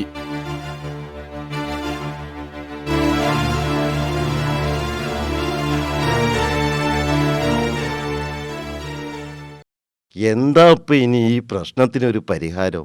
പ്രശ്നത്തിന് പരിഹാരം കാണണമെങ്കിൽ എന്താണ് പ്രശ്നം എന്ന് ആദ്യം അറിയണ്ടേ? അതറിയാനാണ് ദിവസേന 10-20 പ്രാവശ്യം വിളിച്ചു നോക്കണത്. എന്നിട്ട് വല്ല കാര്യമുണ്ടോ? ഏത് നമ്പറിന്ന് വിളിച്ചാലും ഒന്നുകിൽ ഓൺ ഫോൺ എടുക്കൂല, അല്ലെങ്കിൽ കട്ട് ചെയ്യും. കൊടുത്തയച്ച കത്തിനൊന്നും മറുപടിയില്ല. ഇതൊന്നും അല്ലാത്ത പുതിയ ഐഡിയ ആർക്കെങ്കിലും തോന്നുന്നുണ്ടെങ്കിൽ പറഞ്ഞോളി. നമ്മുടെ നാട്ടുകാരും കുടുംബക്കാരൊക്കെ ഗൾഫിലുണ്ടല്ലോ, ഓരോടൊക്കെ ഒന്ന് ഇടപെടാൻ പറഞ്ഞാല്. ആരിടപെടെങ്കിലും വേണ്ടേ റൌഫിനെ കൈ കിട്ടുക? ഒരാൾക്കും ഓൻ പിടികൊടുക്കൂലല്ലോ. മോളെ അങ്ങോട്ടേക്ക്. സൗദിയിൽ ലത്തീഫലിയനാ. ഹലോ, വാലേക്കും അസ്സലാം. ആ, എടുക്കുന്നില്ലല്ലേ? ആയിക്കോട്ടെ, ഓക്കെ. ആ, സുഖമായി പോകുന്നുണ്ട്. എന്നാ പിന്നെ വിളിക്കാം. വാലേക്കും അസ്സലാം വറഹ്മത്തുള്ളാഹി. കണ്ടില്ലേ, ആര് വിളിച്ചിട്ടും കാര്യമില്ല, ഫോൺ എടുക്കൂല. എന്നാലും ഒരു മനുഷ്യനോടും ഒരു ഉപദ്രവത്തിനും പോവാത്ത ഒരു പച്ചപ്പാവായിരുന്നു എൻ്റെ മോൻ. ഞങ്ങൾ രണ്ടാളും ഒക്കെ സഹിച്ചോളാം. ആബിദാന്റെ കണ്ണീരിന് ഒരവസാനം കണ്ടാ മതിയായിനു. അല്ല, കാക്കാൻ ഇവിടെ കണ്ടുവരാരില്ലേ? ഓനെ കണ്ടോലൊക്കെ ഉണ്ട്.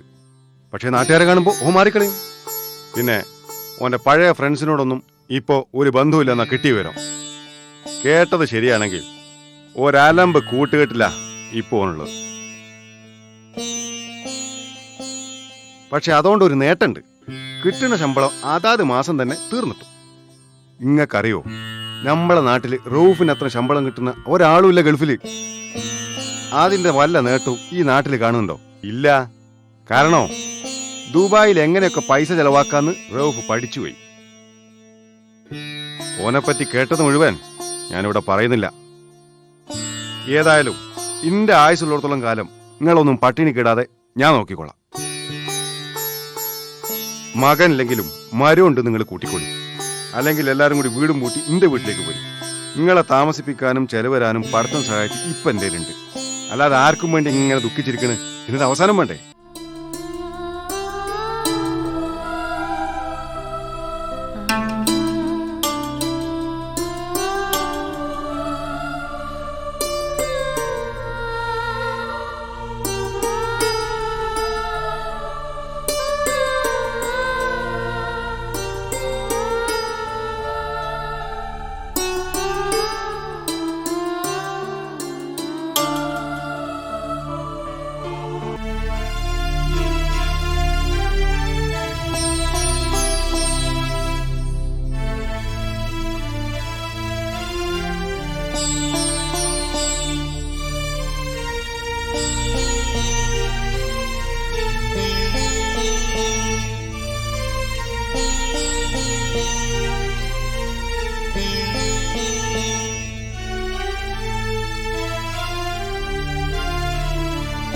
ഞാൻ അധ്വാനിച്ചുണ്ടാക്കിയ കാശ് മുഴുവൻ കളഞ്ഞു കുളിക്കാൻ ഞാൻ തയ്യാറല്ല. വിഡിതം പറയാതെടോ. കിട്ടുന്നത് മുഴുവൻ ഇവിടെ കുടിച്ചു തീർക്കാൻ തന്നോട് ആരെങ്കിലും പറഞ്ഞോ? എടോ, ഇവിടെ കുറെ പാവങ്ങളുണ്ട്.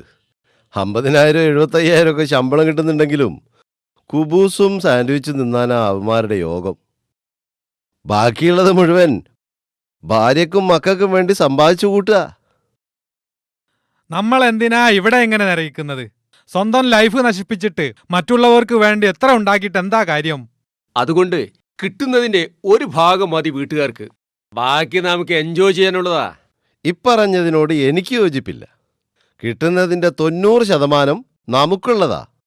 ബാക്കി 10% മതി ഈ കുടുംബത്തിന് അരി വാങ്ങാൻ മാത്രമുള്ള കാശ്. 15 വർഷമായി ഞാനിവിടെ ജോലി ചെയ്യാൻ തുടങ്ങിയിട്ട് എൻ്റെ സമ്പാദ്യം വട്ടപൂജ്യമാടാ, വട്ടപൂജ്യം. അതുകൊണ്ട് ബാക്കിയുള്ള ലൈഫും ഇവിടെ സൂഹിച്ചങ്ങ് കഴിയണം. എന്റെ പ്രശ്നത്തിനൊരു പരിഹാരമാണ് ഇപ്പൊ എന്റെ ആവശ്യം. നിനക്ക് വലിയൊരു പണക്കാരിയെ കല്യാണം കഴിക്കണം, അത്രയല്ലേ ഉള്ളൂ. Very simple. നിന്റെ സങ്കല്പത്തിലുള്ള ഒരു കല്യാണം കഴിക്കാൻ അതിന് നാട്ടിൽ തന്നെ പോകണമെന്നില്ല. ഇവിടെ നമുക്ക് അറേഞ്ച് ചെയ്യാം. കാസിം ബായി എന്ന് കേട്ടിട്ടുണ്ടോ?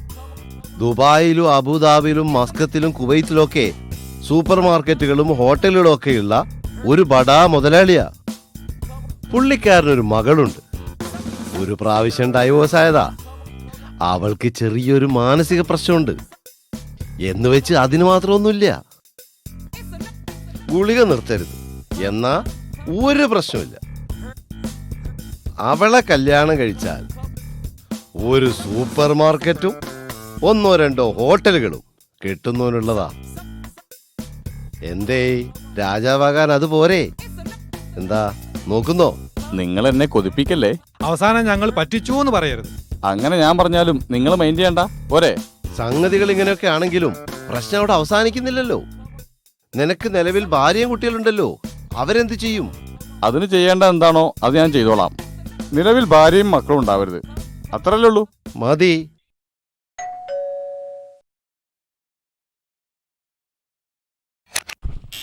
അസ്സലാമലൈക്കും. വാലൈക്കും അസ്സലാം വറഹ്മത്തുള്ളാഹി വബറകാതുഹു. ചാലത്തോടി മായൻകുട്ടിയാജി എന്ന് പറയുന്ന ആള്? ആ ഞാൻ തന്നെ. ഇങ്ങോട്ട് കേറിയിരിക്ക.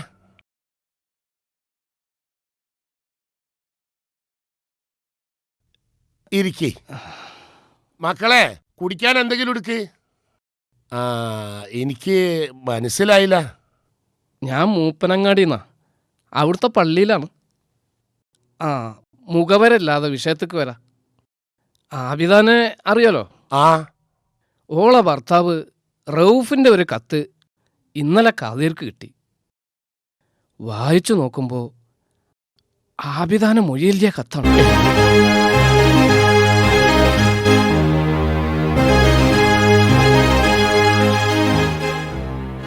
പക്ഷേ ഈ കത്ത് ഞങ്ങൾ ആബിദാന്റെ ബാപ്പാനെ കാണിച്ചിട്ടില്ല. ഇത് സ്വീകരിക്കണോ വേണ്ടെന്ന് ആചാര്യ കണ്ടതിന് ശേഷം തീരുമാനിക്കാന്നാ ഞങ്ങൾ വെച്ചത്. ഇനി ആചാര്യ പറയും ഞങ്ങൾ എന്താ അത് ചെയ്യേണ്ടത്. അദ്രൈമാനെ എന്താപ്പാ? എവിടെ എന്റെ മൊബൈല്? വിളിക്കാ കുതിരക്ക്. ആർക്കാ പാപ്പാ? അന്റെ വലിയ ദോസ്തില്ലേ റൌഫ്? ഓനിപ്പോ ഗൾഫിലെത്തി വലിയ മുതലാളി ആയപ്പോ ഓന്റെ പെണ്ണിനെ മൊയ്യല്ലിക്കണം അത്രേ. എനിക്കോനോട് കുറച്ച് ചോദിക്കാനുണ്ട്. വിളിക്കാരണം കേട്ടോന്.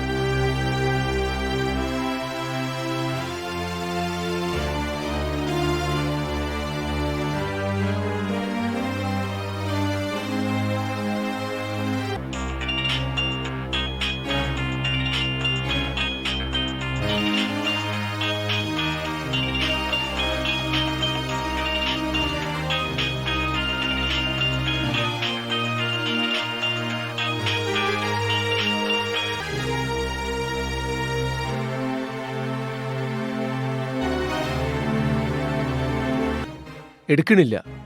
ഇപ്പൊ കുറെ കാലായിട്ട് നാട്ടിൽ നിന്ന് വരുന്ന ഒരു കോളും ഓൻ അറ്റൻഡ് ചെയ്യുന്നില്ല.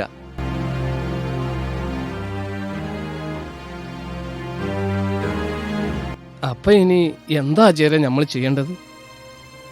എന്ത് ചെയ്യാനാ മൊയിലാരെ? കത്ത് ബന്ധപ്പെട്ടോലെ ഏൽപ്പിച്ചോളി. സങ്കടുണ്ട്. നല്ല നല്ല ചെറുപ്പക്കാർ കാട്ടിക്കൂട്ടണ തെറ്റുകൾ കാണുമ്പോ പെരുത്ത് സങ്കടുണ്ട്. കയ്യിൽ കുറച്ച് പൈസ വരുമ്പോ വിശേഷ ബുദ്ധി നശിക്കുകയാണ് മനുഷ്യന്മാർക്ക്. പക്ഷേ ഓം വിചാരിക്കുന്ന സുഖണ്ടല്ലോ, അതോ എനിക്ക് ജീവിതത്തിൽ കിട്ടൂല. അത്രക്ക് കണ്ണീര് കുടിക്കുന്നുണ്ട് ആ പെൺകുട്ടി.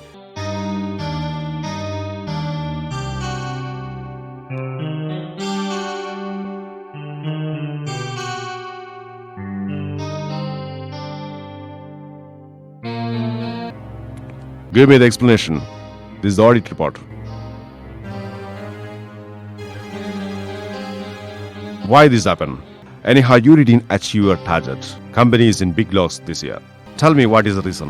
As a manager, supposed to be not like this. Where's your target? Where's your aim? Why didn't you take action before happening this? You can excuse, you can silent, but I can't. Actually, the market is very competitive, sir. And I was... This is your excuse. I want the correct and accurate answer. I am sorry, sir. Marketing manager is not proper and punctual. Marketing manager? What is his job here? He is playing with my company? Call him. What's your problem? Nothing, sir.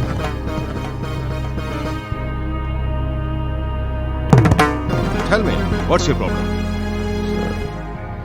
Sir, I am not feeling well. I have many problems, especially my family problems. Family problem? Company doesn't have any solution for your family problem. Go and take rest. What do you mean, sir? You mean to take leave?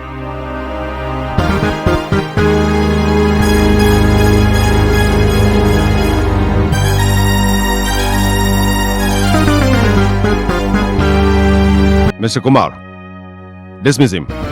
Sir please. Do what I say. Sorry sir. Thank you. തൃപ്തി ആയല്ലോ ഇയാൾക്ക്. എന്നെ കുറിച്ച് ബോസിനുണ്ടായിരുന്ന മതിപ്പ് കൂടി നശിപ്പിച്ചപ്പോൾ തനിക്ക് തൃപ്തിയായി. ഞാൻ നാളെ മുതൽ no. Okay, you can collect dismissal order from here. Now you can go.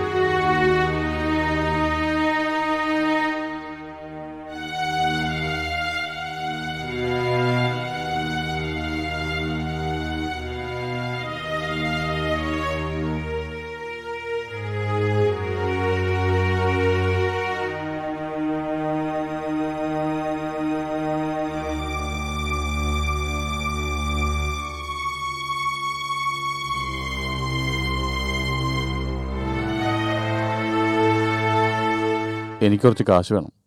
ആ, നീ പിന്നെയും വന്നോ? നിന്നോട് പല പ്രാവശ്യം പറഞ്ഞില്ലേ എന്നെ കാണാൻ വരരുതെന്ന്. നീ സ്വന്തം നിലനിൽപ്പ് സെറ്റപ്പ് ചെയ്യാതെ കളിച്ചു. അതാ എന്നെ കണ്ടില്ലേ, സ്വന്തം നിലനിൽപ്പ് സെറ്റപ്പ് ചെയ്താ കളിക്കുന്നത്. മേലാൽ ഇവിടെ കയറി വരരുത്, എന്നെ കാണുകയും ചെയ്യരുത്. എന്നെ ഇക്കോലത്ത് നശിപ്പിച്ചത് നിങ്ങളൊക്കെ കൂടിയാ. നശിപ്പിക്കാൻ നീ എന്താ ചെറിയ കുട്ടിയാ? ഇറങ്ങി പോടാ. ഞാൻ മഹാ ചെറ്റ, നിനക്കറിയാലോ. ഇറങ്ങി പോടാ.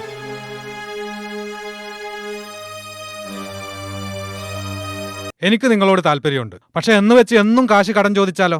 ഇത് ഞാൻ എന്താ ചെയ്യേണ്ടത്? നിങ്ങൾ തന്നെ പറ. നിങ്ങളൊക്കെ കൂടിയാ എന്നെ ഇക്കോലത്തിലാക്കിയത്. എനിക്കിനി മുന്നും പിന്നും ഒന്നും നോക്കാനില്ല. എല്ലാത്തിനും ഞാൻ തട്ടിക്കളയും. ഇവിടെ പാപ്പരായ എല്ലാരെയും സഹായിക്കാൻ നിന്നാ എനിക്ക് അതിനേ നേരം ഉണ്ടാവുള്ളൂ. നോക്ക്, ഇതെന്റെ അവസാനത്തെ വാക്കാ. കാശ് ചോദിച്ച് ഒരിക്കലും ഇനി എന്നെ വിളിക്കരുത്. ഞാൻ പുറപ്പെടുകയായി. അരമണിക്കൂറിനുള്ളിൽ ഞാൻ അവിടെ എത്തും. നമ്മുടെ ആളുകളൊക്കെ റെഡിയല്ലേ? ശരി ശരി. അതെ, അങ്ങനെ ചെയ്യാം. ഞാൻ ആകെ പെട്ടിരിക്കാൻ. എനിക്ക് കുറച്ച് കാശ് വേണം. കാശോ? ഞാനോ കാശില്ലാത്തവൻ. പിന്നെ തനിക്ക് ഞാൻ എവിടെ നിന്ന് എടുത്തു തരും? എൻ്റെ പോളിസി എന്ന് പറഞ്ഞാൽ കിട്ടുന്ന തീർക്കുക എന്നുള്ളതാ. പിന്നെ കാശുള്ളവരോടൊപ്പം കൂടുക. കാശില്ലാത്ത തന്നെ എനിക്ക് വേണ്ട, തന്നോടൊപ്പം കൂടുന്നുമില്ല. സ്ഥലം വിടാൻ നോക്കും.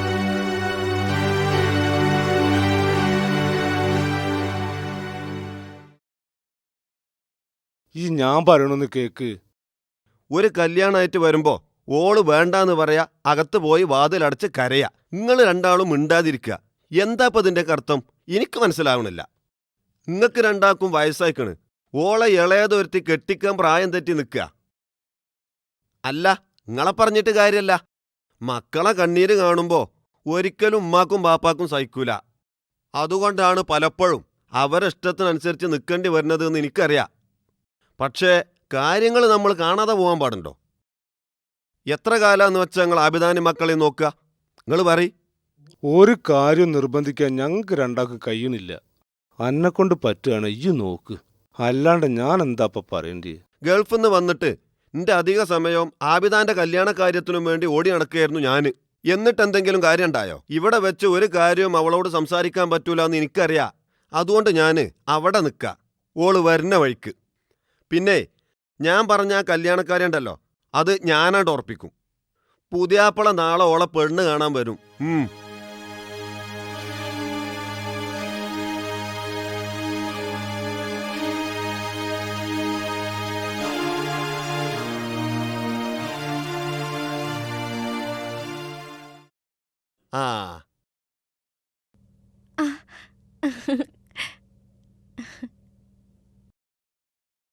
എന്താണിക്ക ഇവിടെ പൂവാലന്മാര് നിക്കണ മാതിരി? നിന്നെ കാണാൻ തന്നെ. എനിക്ക് കുറച്ച് സംസാരിക്കാനുണ്ട്. അവിടെ വരുമ്പോ അതിന് പറ്റൂലല്ലോ.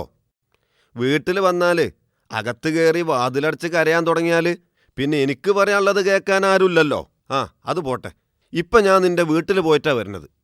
എനിക്ക് നിന്നോട് കുറച്ച് കാര്യങ്ങൾ സംസാരിക്കാനുണ്ട്. എന്റെ കല്യാണക്കാരിയാണോ? എന്താ, അതൊരു വിഷയം തന്നെ അല്ലേ? എനിക്കിപ്പം കല്യാണത്തിനൊന്നും താല്പര്യമില്ല. കുറച്ച് താല്പര്യം എടുക്കണം. വിശ്വസിക്കാൻ പറ്റുന്ന ആണുങ്ങളുണ്ടോ ഈ ലോകത്ത്? നിന്റെ ഈ മാനസികാവസ്ഥയിൽ ഞാൻ എന്ത് പറഞ്ഞാലും ഒരു ഗുണവും ചെയ്യാൻ പോണില്ല. നിന്നെ കുറ്റം പറയുന്നില്ല. പക്ഷേ നിന്റെ ഭാവിയെക്കുറിച്ച് നിനക്ക് വലിയ ചിന്തകളൊന്നുമില്ലെങ്കിലും എനിക്ക് ചില ഉത്തരവാദിത്തങ്ങളൊക്കെ ഉണ്ടല്ലോ. ഇതുവരെ നിന്റെ അഭിപ്രായങ്ങൾ ചോദിച്ചതും ആഗ്രഹം അന്വേഷിച്ചതും ഒക്കെ നിന്നെ കൂടുതൽ വിഷമിപ്പിക്കണ്ടെന്ന് കരുതിയിട്ടാ. ഒരുപാട് നല്ല ആലോചനകൾ നീ വേണ്ടാന്ന് വെച്ചു. ഇനി നിന്റെ ഇഷ്ടത്തിന് വഴങ്ങിയാല് ബന്ധുക്കളാന്ന് പറഞ്ഞ് ഞങ്ങളൊക്കെ ഇവിടെ ഉണ്ടായിട്ട് എന്താ കാര്യം? അതുകൊണ്ട് കേട്ടോ, എൻ്റെ കൂടെ ഗൾഫിലുണ്ടായിരുന്ന ഒരു സുഹൃത്തുണ്ട്. കഴിഞ്ഞ വർഷം അവൻ്റെ ഭാര്യ മരിച്ചുപോയി. 4 വയസ്സായ ഒരു കുട്ടിയുണ്ട് അവന്. വർഷങ്ങളായിട്ട് അവൻ്റെ എല്ലാ കാര്യങ്ങളും എനിക്കറിയാം. നിന്നെ അവനെക്കൊണ്ട് കല്യാണം കഴിപ്പിക്കാൻ ഉദ്ദേശിക്കുന്നുണ്ട്. നിന്റെ 2 മക്കളെ ഏറ്റെടുക്കാൻ അവൻ ഇങ്ങോട്ട് താല്പര്യം പ്രകടിപ്പിച്ചിട്ടുണ്ട്. നിനക്കവൻ നല്ലൊരു ഭർത്താവായിരിക്കും. ഒരു ചടങ്ങിന് വേണ്ടി മാത്രം അവൻ നിന്നെ പെണ്ണ് കാണാൻ വരും. അത് നടക്കണം. എനിക്ക് നീ ഗൾഫിലേക്ക് തിരിച്ചു പോവാൻ ഒരാഴ്ച മാത്രമേ ബാക്കിയുള്ളൂ. അതിനിടക്ക് വളരെ ലളിതമായ ചടങ്ങിൽ നിന്റെ നിക്കാഹ് നടക്കണം. അതിനനുകൂലമായി മനസ്സിനെ പാകപ്പെടുത്തിയെടുക്കാനായിരിക്കണം ഇന്നു മുതൽ നിന്റെ ശ്രമം.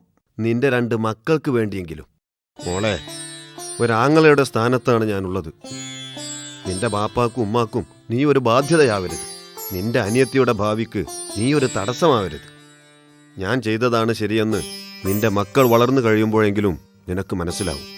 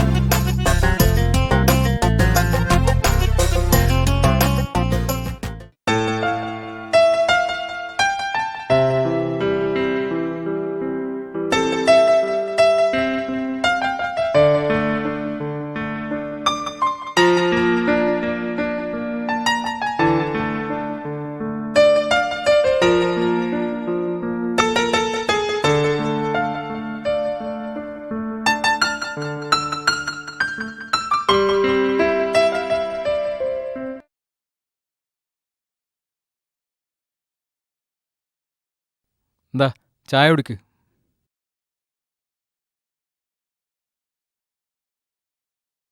അല്ല, അവസാനം എന്താ തീരുമാനിച്ചേ? നാട്ടിലേക്ക് പോകണം. പോകാനുള്ള ഏർപ്പാടുകളൊക്കെ സുഹൃത്തുക്കൾ ചെയ്യുന്നുണ്ട്. മിക്കവാറും 2 ദിവസത്തിനുള്ളിൽ പോവും. നാട്ടിലെത്തിക്കഴിഞ്ഞാൽ പിന്നെ ഗൾഫിലേക്ക് ഇനി ഒരിക്കലും തിരിച്ചു വരില്ല. ഞാൻ ഇഷ്ടപ്പെടുന്ന പഴയൊരു ജീവിതമുണ്ട്, അത് ആസ്വദിക്കണം ഇനിയുള്ള കാലം. ജീവിതത്തിൽ എനിക്ക് ഒരുപാട് നഷ്ടങ്ങൾ വന്നിട്ടുണ്ട്. ഞാൻ ഒരുപാട് നഷ്ടങ്ങൾ വരുത്തിയിട്ടുണ്ട്. എല്ലാം എനിക്ക് തിരുത്തണം. ഭാര്യയ്ക്കും മക്കൾക്കും മനം നിറയെ സന്തോഷം പകർന്ന് ജീവിക്കണം. നീ ധൈര്യമായിട്ട് നാട്ടിൽ പോകാൻ ഒരുങ്ങിക്കോ, ഒക്കെ ശരിയാവും.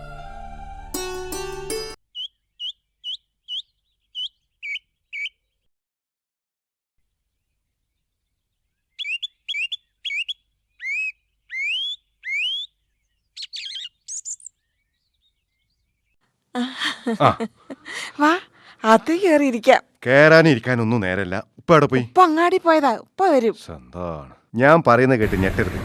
റൂഫ് ഗൾഫിൽ നിന്ന് വരുന്നുണ്ട്. മറ്റന്നാൾ ഇവിടെ ഇറങ്ങും. കുറെ കാലമായിട്ട് ഒരു പ്രത്യേക അവസ്ഥയിലായിരുന്നല്ലോ എന്റെ ജീവിതം. അത് പറയാനാണെങ്കിൽ ഇരുന്ന് പറയണം. ഇപ്പൊ ഇനി എനിക്ക് സമയമല്ല. ചുരുക്കി പറഞ്ഞുതരാം. റൂഫിന് ചെയ്തു പോയ തെറ്റിന് വിഷമുണ്ട്. ഓനക്ക് തിരുത്തണം. നമ്മളോടൊക്കെ മാപ്പ് ചോദിക്കണം. ഈ പറഞ്ഞൊക്കെ ഇപ്പൊ ഫോൺ ചെയ്ത് പറഞ്ഞാലും മതി. പക്ഷേ ഓൻ നേരിട്ട് വരുന്നത് ആബിദാനെ തിരിച്ചെടുക്കാനാണ്. അവളെ ഒഴിവാക്കിയതിന് അവൻ അതിന് മാത്രം വേദനയുണ്ട്. തിരിച്ചെടുക്കാനുള്ള എല്ലാ ഏർപ്പാടുകളും സുഹൃത്തുക്കൾ ചെയ്തു കൊടുക്കാമെന്ന് ഉറപ്പ് കൊടുത്തതിന് ശേഷമാണ് അവൻ നാട്ടിലേക്ക് വരാൻ തന്നെ സമ്മതിച്ചത്. ടിക്കറ്റൊക്കെ സുഹൃത്തുക്കൾ തന്നെ ശരിയാക്കിയിട്ടുണ്ട്. ഏതായാലും ഓന്റെ ഈ വരവ് പെട്ടെന്ന് പബ്ലിക്കാക്കണം. അപ്പൊ ഞാനവിടെ നടക്കണം. അങ്ങാടി ചെന്ന് ഉപ്പാനെ കണ്ട് കാര്യങ്ങളൊക്കെ പറയണം. അവിടുന്ന് നേരെ ആബിദാന്റെ വീട്ടിൽ പോകണം. ഈ വിവരങ്ങളൊക്കെ ഒന്ന് അറിയിക്കണം. അവളെ തിരിച്ചെടുക്കാനുള്ള ഏർപ്പാട് ചെയ്യണം. ഞാൻ വരട്ടമ്മ.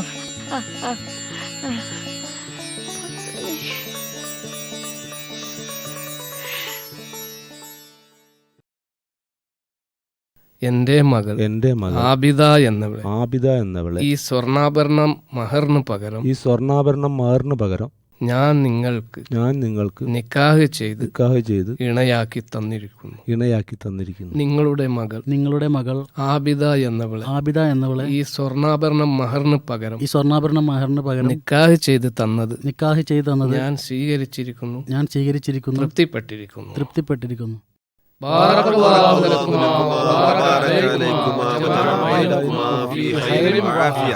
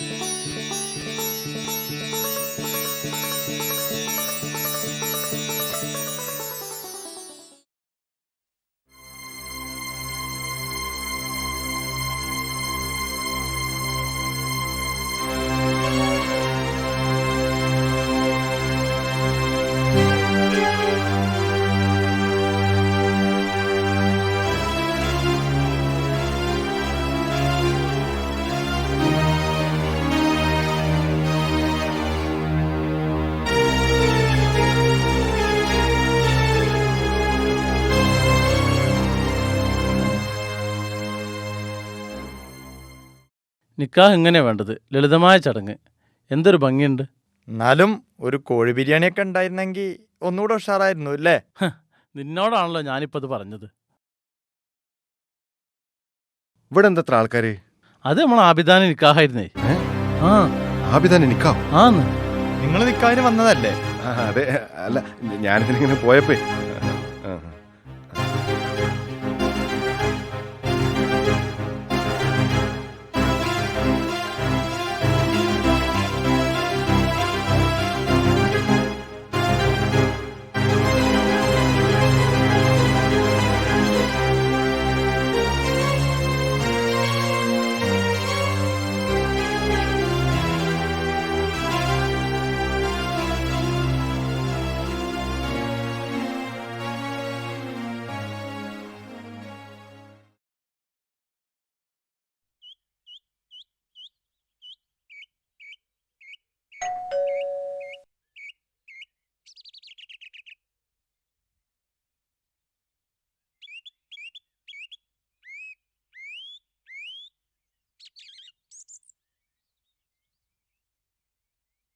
അസ്സലാമു അലൈക്കും. വാലൈക്കും അസ്സലാം വറഹ്മത്തുള്ളാഹി വബറകാത്തു. എന്തൊക്കെ എന്റെ വർത്താനം? സുഖാണ്. ഇപ്പൊ വരും പോക്കൊക്കെ കുറഞ്ഞല്ലേ ജബ്ബാറെ? ആർക്കും ചിരിക്കാനും കളിക്കാനും താല്പര്യമില്ലണ്ടായില്ലേ? ആ വാ അകത്തേക്ക് ഇരിക്കാം. ഇരിക്കാനൊന്നും നേരല്ല ആചാര്യ. ഞാനൊരു പ്രത്യേക കാര്യം പറയാനാ വന്നത്. റൌഫ് തിരിച്ചു വരുന്നുണ്ട്.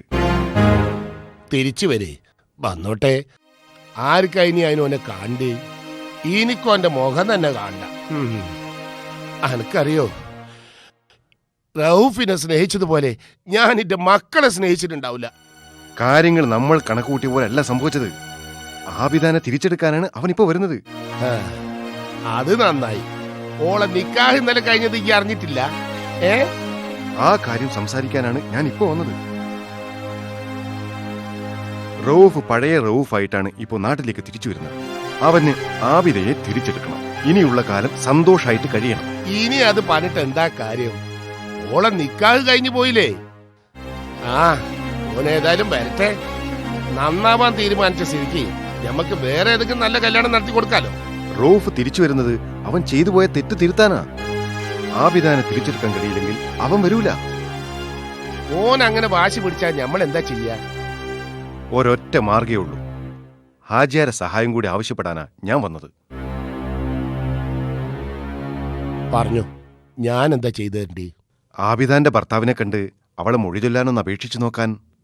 എന്താ ജബ്ബാറ ഈ പറയണത്? ഇതെന്താ കുട്ടിക്കളിയാ? എനിക്ക് പറ്റൂല. ഒരു പെണ്ണിന്റെ ജീവിതം അങ്ങോട്ടും ഇങ്ങോട്ടും തട്ടിക്കളിക്കുക.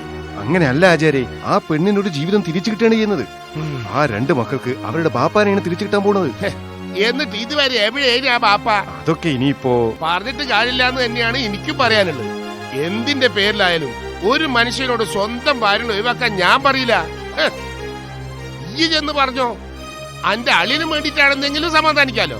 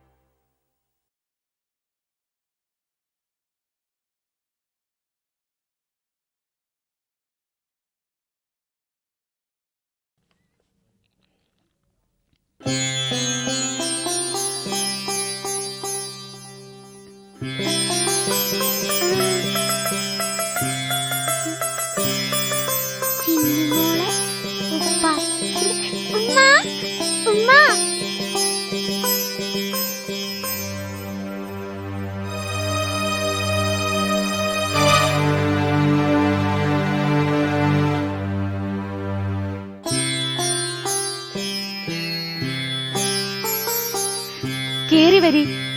മക്കൾ അകത്ത് പോയിരുന്നു വരച്ചോളൂ.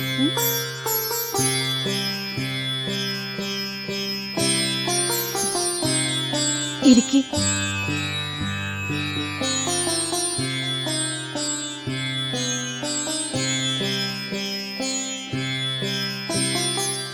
നിക്കാഹിന് ഞാനായിട്ട് ആരെയും വിളിച്ചിരുന്നില്ല. ഒക്കെ എനിക്കറിയാം. എന്താ നിനക്ക് സുഖല്ലേ? സുഖാണ്.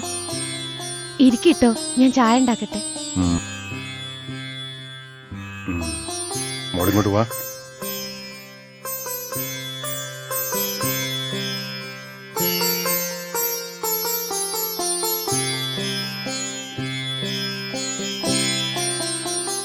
മോൾക്കിവിടെ സുഖല്ലേ? എവിടെ നിന്റെ അനിയൻ? അപ്പുറത്തുണ്ട്, കളിക്കുക. അവിടെയുള്ളവരൊക്കെ മോള് മറന്നോ? ഞങ്ങളൊക്കെ എന്നും നിങ്ങളെപ്പറ്റി പറയാറുണ്ട്. ഹലോ.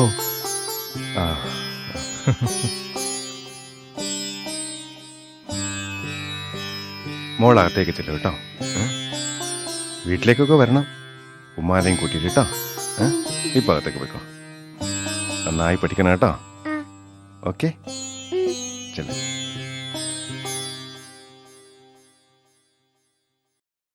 നിങ്ങൾക്കെന്നെ മനസ്സിലായിട്ടുണ്ടാവില്ല. അവള് പറഞ്ഞു. ഞാനിപ്പോ ഒരു പ്രത്യേക കാര്യം പറയാനാ വന്നത്. ഈ അവസരത്തിൽ അത് പറയുന്നതിൽ അനൗചിത്യം എനിക്ക് നന്നായിട്ട് അറിയാം. ഞാനത് പറയുന്നതോടുകൂടി നിങ്ങളുടെയൊക്കെ മുമ്പിൽ ഞാൻ എന്താകുമെന്നും എന്നെക്കുറിച്ചുള്ള അഭിപ്രായം എന്തായി തീരുമെന്നും എനിക്ക് നന്നായിട്ട് അറിയാം. നിങ്ങളെന്താ ഇങ്ങനെയൊക്കെ ഒരു കാര്യം എന്താ വെച്ചാൽ തെളിച്ചു പറയൂ. ഞാൻ ആളൊരു ഓപ്പൺ മൈൻഡഡ് ആണ്. ഫോർമാലിറ്റീസിന്റെ യാതൊരു ആവശ്യമില്ല. പറഞ്ഞോളൂ. ഞാൻ ഏതായാലും പറയാം. ആബിദ എന്റെ അളിയന്റെ ഭാര്യയായിരുന്നു. അറിയാം. അവൻ ഗൾഫിലെത്തി. ആ ചരിത്രങ്ങൾ കംപ്ലീറ്റ് എനിക്കറിയാം. പക്ഷേ എനിക്കതിൽ യാതൊരു പ്രയാസവുമില്ല. ഞാനിപ്പോ പറഞ്ഞു വരുന്നത്, അവളെ ഡൈവേഴ്സ് ചെയ്തതിൽ അവനിപ്പോ വലിയ കുറ്റബോധമുണ്ട്. ഒരുപാട് കാലത്തിന് ശേഷം അവനിപ്പോ നാട്ടിലേക്ക് വരികയാണ്. അവളെ തിരിച്ചെടുക്കാൻ വേണ്ടി മാത്രമാണ് അവനിപ്പോ വരുന്നത്.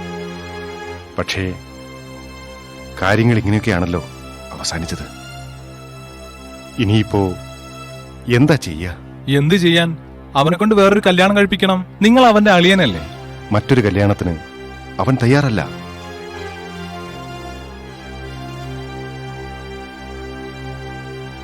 ആ മക്കൾക്ക് വേണ്ടി അവളെ അവന് തിരിച്ചു കൊടുത്തൂടെ?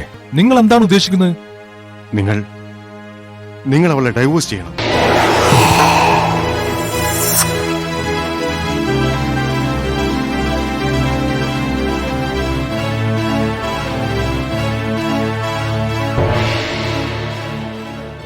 നിങ്ങൾ അല്പനേരം ശാന്തമായിരുന്നു എന്ന് ആലോചിച്ചാൽ ഞാൻ പറയുന്നതിൽ ശരി. നിർത്തണം മിസ്റ്റർ. എന്റെ വീട്ടിൽ നിന്ന് ഇറങ്ങിപ്പോയെന്ന് ഞാൻ നിങ്ങളോട് പറയാത്തത് കുറച്ചധികം മാന്യത ഞാൻ ശീലിച്ചു പോയതുകൊണ്ടാണ്. നിങ്ങൾക്കറിയോ, ഞാനൊരു ജീവിതം തുടങ്ങുകയാണ്. ഭാര്യ മരിച്ച ശേഷം ഇരുട്ട് കയറിയ എന്റെ മനസ്സിലെ പ്രകാശമാണ് എന്റെ ആബിദ. അവളെ ഒഴിവാക്കണമെന്ന് എന്റെ മുഖത്ത് നോക്കി പറയാൻ നിങ്ങൾക്കുള്ള സ്നേഹിത, പ്ലീസ് കുറച്ചു സമയം ശാന്തമായിരുന്നു ആലോചിച്ചു നോക്കൂ. ഈ വിഷയത്തിൽ എനിക്കൊരു സ്വാർത്ഥതയുമില്ല. പക്ഷേ നിഷ്കളങ്കരായ അവളുടെ 2 മക്കളെക്കുറിച്ച് നിങ്ങൾ ആലോചിച്ചിട്ടുണ്ടോ? ആ മക്കൾക്ക് വേണ്ടി ഉപ്പയെയും ഉമ്മയെയും യോജിപ്പിക്കാൻ ശ്രമിക്കുന്നത് ഞാൻ ചെയ്യുന്ന തെറ്റായിട്ടാണോ കാണുന്നത്? അങ്ങനെയാണെങ്കിൽ എന്റെ കുറ്റം ഞാൻ സമ്മതിക്കുന്നു. പക്ഷേ ആബിദ അവളുടെ മക്കളുടെ ഉപ്പയുടെ കൂടെ തന്നെ പഴയ ജീവിതം ആഗ്രഹിക്കുന്നുവെങ്കിൽ നിങ്ങളായിട്ട് എന്തിന് അതിന് തടസ്സം നിൽക്കണം? എനിക്ക് ഉറപ്പുണ്ട് ആബിദ തിരിച്ചു വരാൻ ആഗ്രഹിക്കുന്നു. ഞാൻ കാല് പിടിക്കാം. ആ മക്കളുടെ ഭാവി ഓർത്ത് നിങ്ങൾ അവളോടൊന്ന് സംസാരിക്കണം.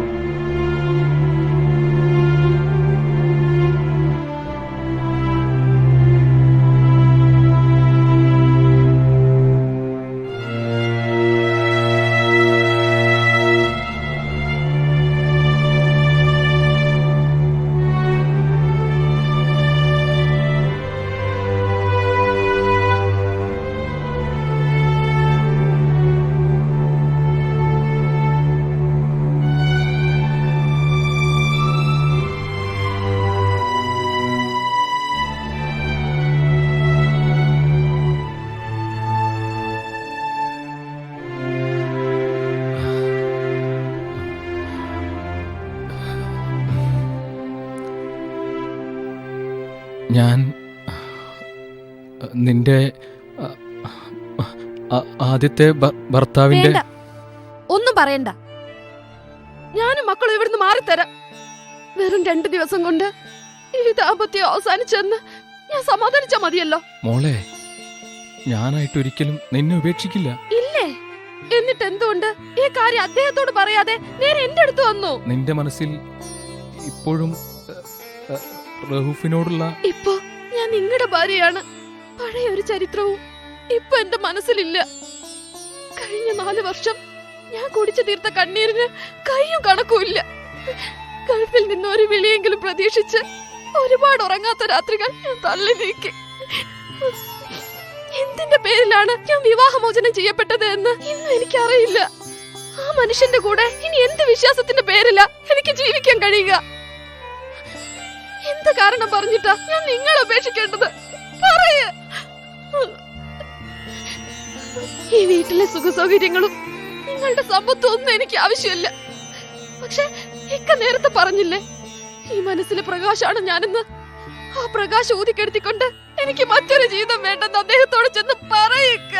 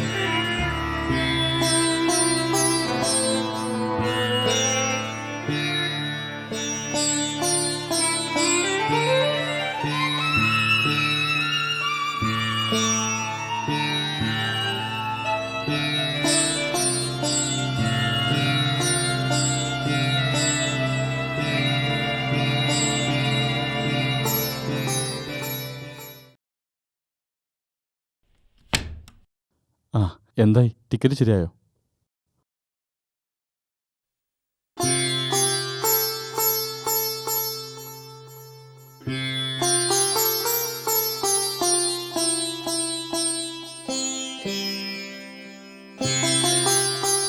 ടിക്കറ്റ് ശരിയായി. പക്ഷെ നാട്ടില് നീ കാത്തിരിക്കുന്ന നിന്റെ ഭാര്യ ഉണ്ടാവില്ല.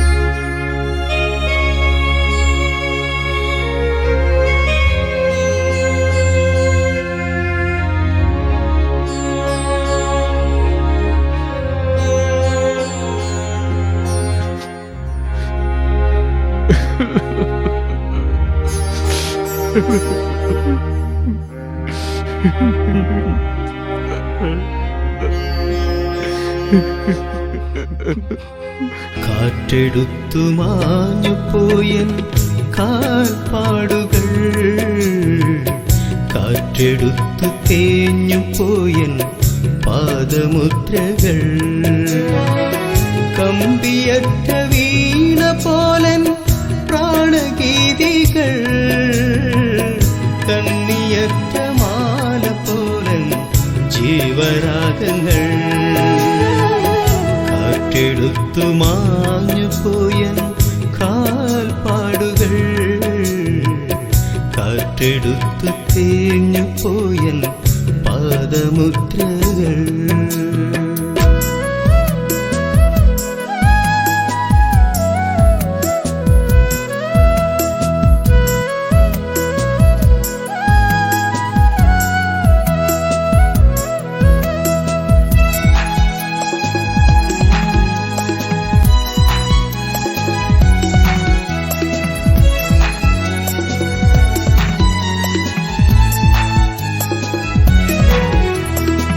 കാറ്റിലാടി വീണുടഞ്ഞൻ ഭാവശില്പങ്ങൾ, കാറ്റു തീയണച്ചതോയൻ മൺചരാതുകൾ, നെഞ്ചിലേറ്റിയോ മനിച്ചൻ പൊൻകിനാവുകൾ, നെഞ്ചകം പിളർന്ന കന്നൻ പൊൻപിറാവുകൾ, കാറ്റെടുത്തു മാഞ്ഞു പോയൻ കാൽപ്പാടുകൾ,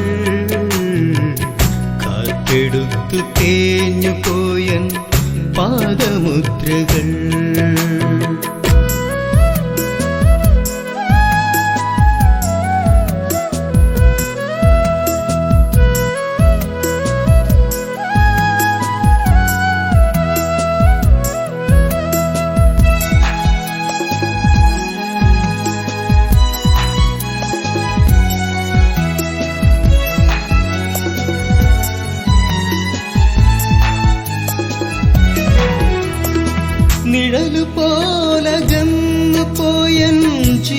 ഛായകൾ നിലാവ് പോലലിഞ്ഞു പോയൻ ആത്മദാഹങ്ങൾ കാലഗതിയിൽ തേഞ്ഞു പോയൻ പ്രാണശീലുകൾ കാതലിച്ചു ഓമനിച്ചൻ ആത്മഗീതികൾ